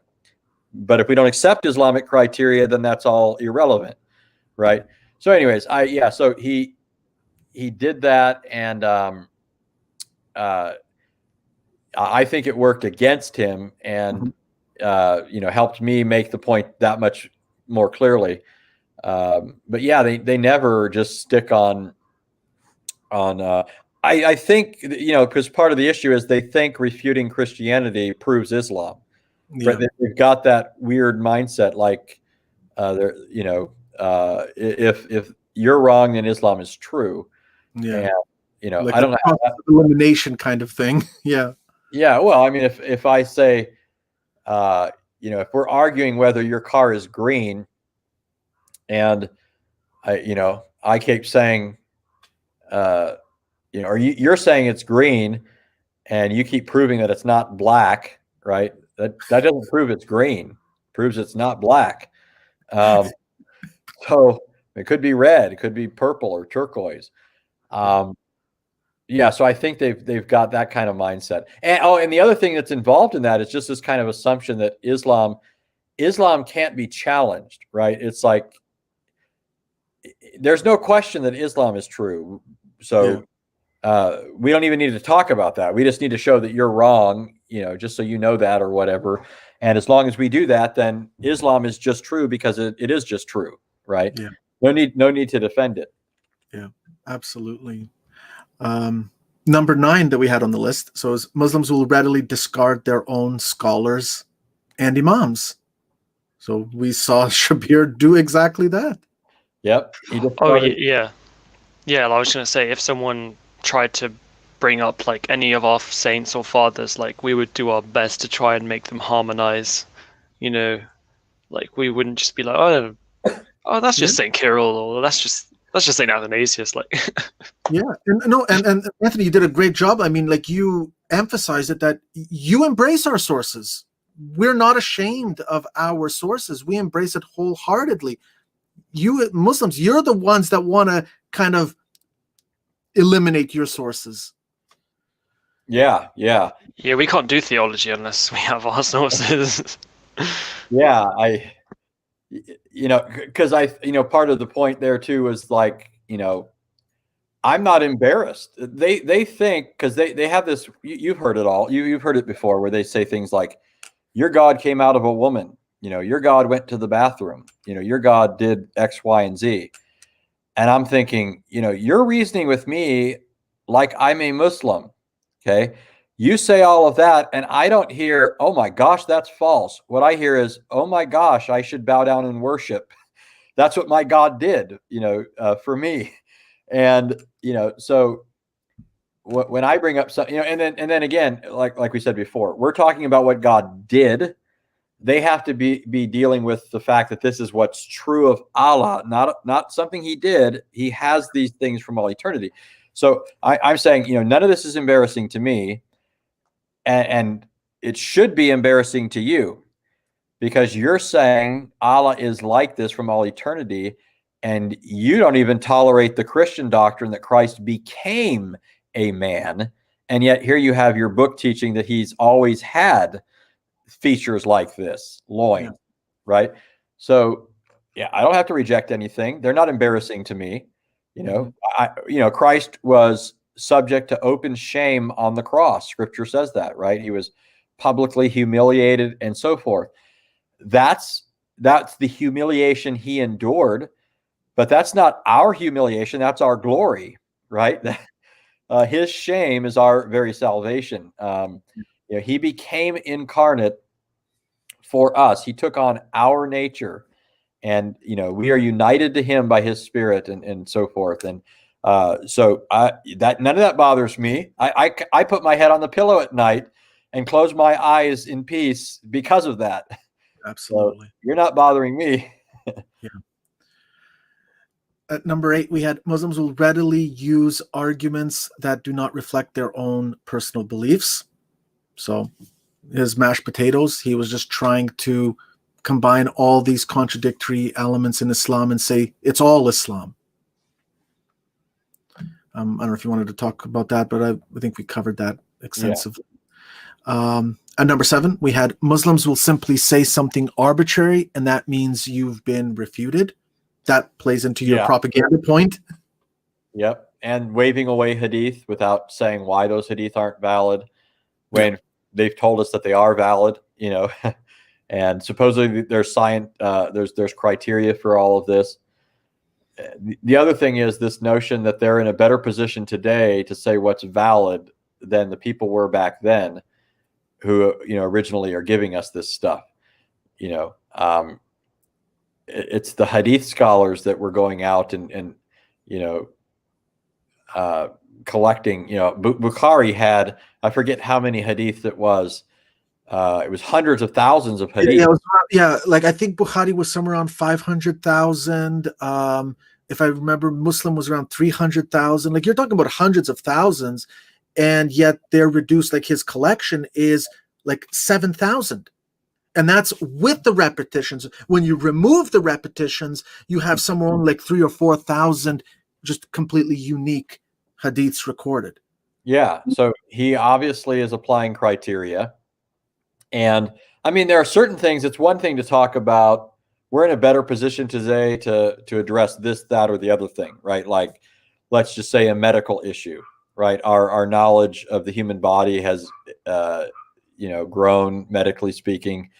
It's another thing when you're talking about,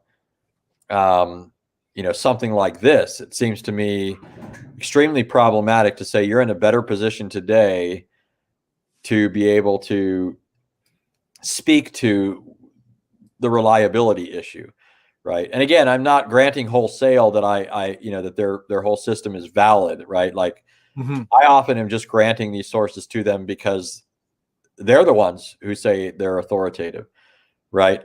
And by that criteria, we know what are the sound narrations, right? Maybe with some limited area of questioning and so forth. And if he's a Sunni Muslim, he's supposed to accept that. And if he doesn't accept that, the other thing that occurs to me is, if he's saying there's this whole new standard that we have now for evaluating hadiths and stuff like that, Islam has to be completely overhauled, because the development of Islamic theology is based on the acceptance of these hadiths that are now supposedly in question, because we've got a different methodology now, which means some of those hadith will remain, some of those hadith must go. So how much is left, and how many other hadiths should be included now because of these new standards, right? So stuff that Muslims might have rejected before, maybe they're true now, maybe, so you start doing that, and it's not as if you can't tinker with something like that. You guys know this. I mean, in Christian theology, you can't tinker with something, and that's all that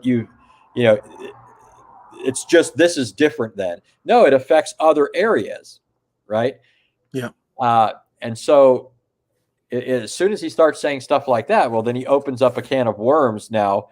What is Islam now? And have the scholars done the work of cashing that out? What does this look like now? Does our religion still teach, I don't know, 5 prayers a day? Because it's not in the Quran, right? So maybe the hadiths that say 5 prayers, maybe those aren't valid. And somebody might say, oh, well, there's a lot of narrations that say that, so those are still intact. Remember, Shabir rejected mutawatir hadith, right? I gave a hadith, and he was like, oh, well, scholars today are saying there might not really be true mutawatir hadith, anyways, so yeah. It's a great point. It's like, well, after 1400 years of Islamic history, you still don't know what are your sources. I mean, it's like, if you want to make the claim, Shabir, let's run with it. I mean, either which way is not going to look good for you. Number 6, we had Muslims will tell you what you believe. So we saw that with him trying to impose his straw man of what his conception of the Trinity is, his conception of Christ is. I don't know if you want to speak to it, but I think we talked about it briefly. We did. One thing was when he would insist on a interpretation of something, even though I said that's not my view. I know Christians have different positions. For example, on Mark 13:32, no man knows the day or the hour, not the angels in heaven, not the Son, but the Father only. My response to that was that the word "know" is being used in a declarative sense, like Paul in 1 Corinthians 2, when he says, I determined to know nothing among you except Christ and him crucified. He's not saying he literally doesn't know anything else. He's using that in a declarative sense. I'm proclaiming this to you. You're losing sight of this. This needs to be made known to you afresh, and so forth. You see that throughout the Old Testament. That word is used in that way. And we could talk about that if he would give an argument, right? He didn't give an argument. He just asserted. He came back and he asserted, no, this is the meaning, kind of thing. Well, I mean, that's fine. I mean, because I could have that discussion with another Christian, right? I mean, another Christian might say, no, I don't accept that interpretation. I think it's better explained in terms of Christ's 2 natures, right? That's right. And that's fine. We could have that discussion. But in a debate, he doesn't get the right to just assert this is the position and you have to deal with this position unless he can refute me, right? That's maybe you're coming up to this, but that's another problem that I have with at least Shabir's methodology, where he'll say there are differences of opinion on this. He'll say there are scholars who say this. And I always think, so what? Bring them here with you next time, and I'll debate them while I'm debating you, right? How does that answer me, right? Well, like, first, I mean, the only thing I would just add on to what you're saying is that for us, like in the Orthodox Church, like we're not going to limit an exegesis to just one and only one way of interpreting it. We can allow complementary explanations that they don't contradict each other, but they're just aiming to teach different things. And you hit upon this, for example, maybe we'll exegete that point Christologically, and we could say that, well, what Jesus is referring to here is that this type of knowledge is not inherent to the human nature, and that it's an example that Christ really is human in this context, that he does have a human nature. That doesn't mean that he doesn't know as Christ in his divine nature that he's devoid of this knowledge, but it's talking with respect to his humanity. Now, my explanation is still compatible with your explanation. Mm-hmm. We don't have to pick one over the other. Yeah, and I know, I mean, that's a standard, probably the predominant interpretation that so yeah. But just with respect to Yeah. the 10 points, it's it is a tactic, like, and I'm just thinking, you don't in a debate, you don't get to just come back and say, no, it means this, right? I gave a perspective on it, and I gave what I thought were good reasons for it. Absolutely. Right. And it's entirely inadequate to just assert, nope, this is the one you've got to hold, because this is the one I'm saying you have to hold. And, that's in effect what he was doing. Yeah. All right. At number 5, we had Muslims will insist that nothing can be compared to Allah, but will then compare something to Allah. So yeah, we talked about that. I don't know if you want to add anything to that. No, okay. No, well, I would say this real quickly about those verses. It's interesting. All these different schools appealed to that verse to justify their position. And they were doing that in part because every school was accusing the other school of violating it. Yeah. Right. So the attributist school would say that there's nothing like Allah is justified because, so they'd say, we're affirming the attributes Allah affirmed for himself, but we say his attributes are not like the attributes of others, right? So they're saying we're the ones who are affirming what the Quran says about this, and it's others who are denying it because they have to deny part of the Quran, and think that if Allah says this, then they must be like his creatures. So you're the one that's guilty of likening, right? If you affirm, or if you say he doesn't have these attributes. Then the Mu'tazili said, no, we're really the ones who affirm this, that there's nothing like Allah, because we say he doesn't have attributes. And whatever we say about Allah isn't meant in the same way it's meant for any creature. Then the Ash'ari came along and claimed the same thing. So they all made this claim. But what's interesting to me is it seems to me in the text, in fact, both texts that make this kind of claim, that has nothing to do with what the text is talking about, really. In Surah 42:11, the context is talking about Allah created everything in pairs. Everything has a counterpart. But then it says there's nothing like Allah, in other words, he doesn't have a mate. He doesn't have a corresponding pair. Just everything else does. And so it has nothing to do with the idea of whether or not he has these features or not. And it's sort of like the observation where, the Quran will say Allah doesn't have a son or what have you. And that's not because he can't in the sense of in principle. It's because he doesn't have a mate, right? The Quran repeatedly says he can't do this because he doesn't have a mate, which some Muslims have said, well, if he did, then he could, right? That's the thing that's preventing or precluding that from happening. The other thing is, if you look at Surah 112:4, it's the same idea. In Surah 112:4, it says there's nothing that can be compared with him, and in that surah, it's saying he begets not, nor is he begotten. Right? He doesn't beget. He doesn't have a partner. Right? It's the same idea. This is not something Allah does, and that's why there's nothing comparable to him. There's no counterpart. Right? There's no Eve to this Adam, and that has nothing to do again with the question of whether or not he has these parts. It's just saying there's not another being like him with those parts. But and then here, just think about this one last thing. There's a statement in the Quran where it says the believing women are not like the unbelieving women, right?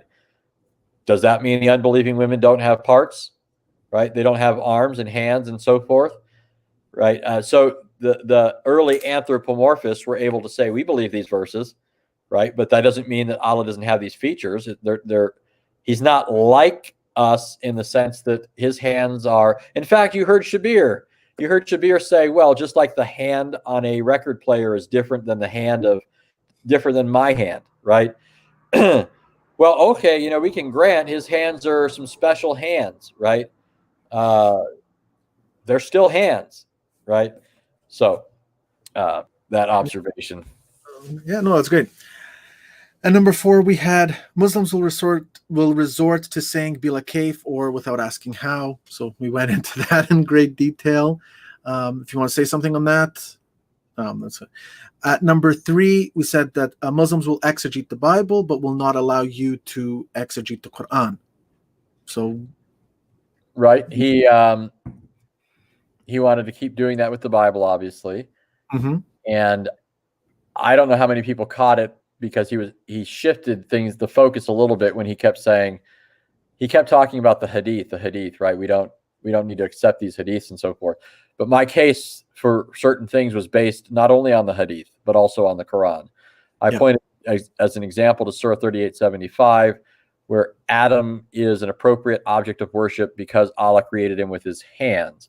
If hands is just metaphorical for Allah's creation of everything, then the same reason exists to worship everything that exists to worship Adam or bow down to Adam, right? Because Allah is saying he should have bowed down to Adam because he created him with his own 2 hands, right? And the Arabic's very explicit. Some translations will just say Allah created him with his hands, but it literally says his own 2 hands. It's being specific. And so my observation is this is being given as a reason that Adam is special and therefore an appropriate object of prostration.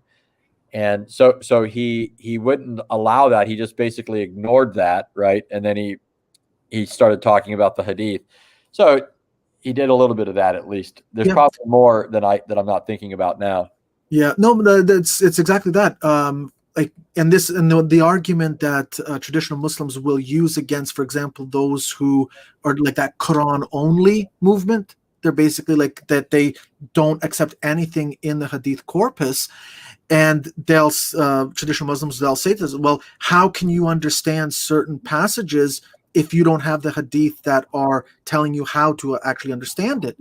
And so the hadith is part and parcel part of the Quran. It's an explanation. It helps you to understand what the Quran is saying. And if you're going to dismiss the hadith, then you're basically saying that you're going to control the narrative of the Quran. Right. Yeah. At number 2, Muslims will try to convince you that Tawheed is equal to just monotheism. Like, it doesn't matter, like, the nuances of how and the details. They'll just say over and over, monotheism, one God, one God. That's... Yeah, monotheism is coextensive with Unitarianism. Yeah. The 2 terms are coterminous. The one simply is the other. And so if you're not a Unitarian, you're not a monotheist. And so on. I'd have to go back and listen to the debate, but I almost heard him. It almost sounded like Shabir. I don't think this could be true, but it almost sounded like it. I thought he was saying that henotheism and monolatry are subsets of monotheism, but I don't think that's what he could have been saying. But it does almost sound like that's how. When I was listening to it, I was like, did he say that? I don't know what impression you guys got, but there was this sense at one point where it almost sounded like he was saying there are these other things, but our version of monotheism is like the purest, right? It doesn't involve this. I don't know. I could be entirely wrong there. But yeah, they do have that notion that monotheism just is Unitarianism. If I understood, that was your point, right? Sort of. I was really going more for specifically Tawheed and the way that I approach it more, and it actually ties in with the attributes, for example. So if you have a different conception of the attributes, you have a different understanding of Tawheed. So it's not enough that you just say you believe in one God and that's what Tawheed means. because if you an Ash'ari and a Mu'tazila, they'll both say, yeah, we believe in one God, but their tawheed, their notion of tawheed is completely at odds with each other. And so you can't just keep saying this mantra that Islam teaches tawheed. Well, what version of tawheed are Yeah. you referring to? So that goes along with something that I've always been annoyed by is, and the fact that Muslims get away with it, insisting that their doctrine of God is simple, not complex. It doesn't involve any kind of, complicated reasoning and thinking through it and all that kind of stuff. And all Muslims are unified in their doctrine of God, unlike, Christians, right? And then they'll want to bring in things that we all say are heresies, right? And then pretend like, oh, we've got all this confusion, right? No, that's the whole point. We don't have this confusion because we said no a long time ago to every one of the things you're bringing up, right? Yeah. But they haven't, right? In their context, like Shabir, you heard him. He's trying to say that we embrace all these things, right? He could have hands. Maybe it's metaphorical, right? So their doctrine of God isn't simple, and it isn't agreed upon by all of them. Muslims hold different conceptions of tawheed, right? Yeah. It's not monolithic. Yeah, exactly. So those 9 points so far, so we've seen Shabir hit every single one of them, and I don't think he kind of got to the 10th one or the top one that I said, that Muslims will attack you personally.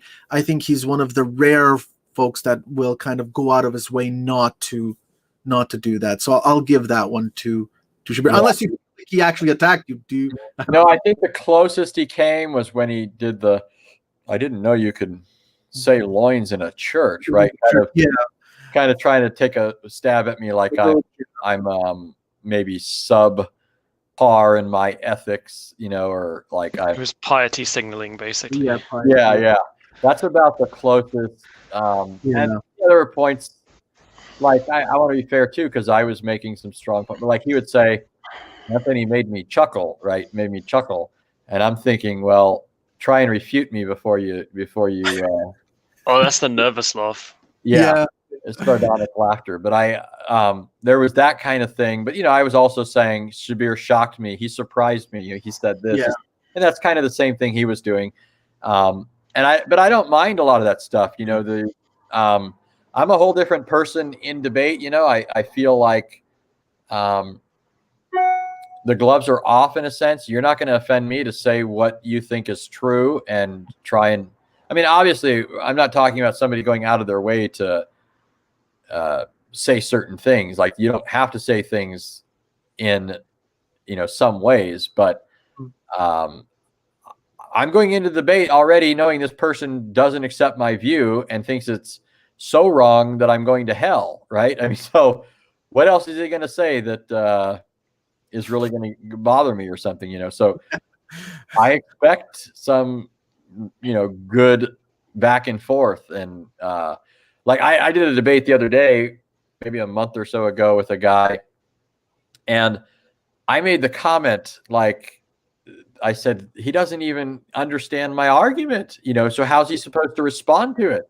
And, I said, he hasn't even addressed the argument. And then he said, Anthony's engaging in ad hominem. And I said, first of all, I don't think most people know what an ad hominem is. Even if I call somebody a name, that's not an ad hominem in the sense of a logical fallacy. It's only a logical fallacy if you're saying argument X is wrong because this person has a big nose, right?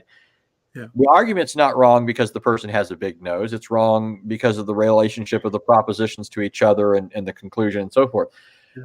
But if all I say is this guy is dumb, which I didn't say that, but if I said that this guy is dumb, that might just be an observation that I'm making a claim that I think is factual. I'm not saying his argument's wrong because of that. It's not an ad hominem. So anyways, I think the closest Shabir got was when he said, I didn't know Anthony could use that word, Yeah. The debate you referred to, was that the one with the Unitarian that you had? There was one very that you had. Taylor Stewart on Hatun Tash's DCCI channel. I don't remember. I remember there's one that I watched recently of you, but I don't remember the name of the individual. So I debated one guy on her channel, and then I put it on my channel. Okay. But I've done several debates with Unitarians. Solomon Ja Rodriguez on Is Jesus the Angel of the Lord? And then another Unitarian named LJ Threepland on Is the Angel of the Lord God? So this was just, one was focused on the Old Testament teaching, is the angel of the Lord God? The next one was, is Jesus the angel of the Lord? And then I debated Carlos Xavier on Pauline Christology. Did Paul teach that Jesus is God? And I debated Andrew Griffin. Does the Gospel of John teach that Jesus is God? And don't ask me why he wanted to debate the Gospel of John. That was his choice. I said, let's debate the Gospel of Mark, right? And yeah, he said, no, let's go for John. And I said, okay, it's your funeral. absolutely. All right, great. Well, thank you, Anthony. Thanks for coming on. It was a great pleasure. I hope the audience enjoyed it. Anything you want to say, Kai? No, I just thank you, Anthony. It was a real pleasure. I enjoyed that beat down that you gave to Shabir. Not that it's to Shabir, but it was just very satisfying, very enriching. I think that you are part of this new apologetics movement that we're really kind of now upping the level of debates with Muslims. That this low-hanging fruits approach is not going to work anymore. That Muslims have to step up their game, and even when they do, it's going to be a losing battle for them. And I just want to thank you for doing exactly what you did. It was just fantastic to watch you, brother. I love what you did. Amen. Thanks for having me on. I thank the Lord for being with me in that. And, my prayer going in was that the Lord would use it to edify others. Because, Christians, I think, are sort of, even if they get into a discussion with Muslims, they're a little worried about this issue coming up and thinking that we kind of are on the, we're in a defensive posture instead of going on the offense. So I thank the Lord for using this because really, like I said, the Trinity is not our Achilles heel; it's our glory. And so I hope Christians get a hold of that and gain confidence from that sort of thing. And again, I'm just, like I think you guys know, I'm looking at older writers, and I do believe we can build on their shoulders, but it is their shoulders we're building on, and I just think it's a matter of implementing a lot of this and drawing out implications further than have been done before, perhaps. But there's a lot to be found there, and I hope people keep doing the work to unearth it. Absolutely. Cool. Thanks a lot. God bless me. See you, everyone. See you.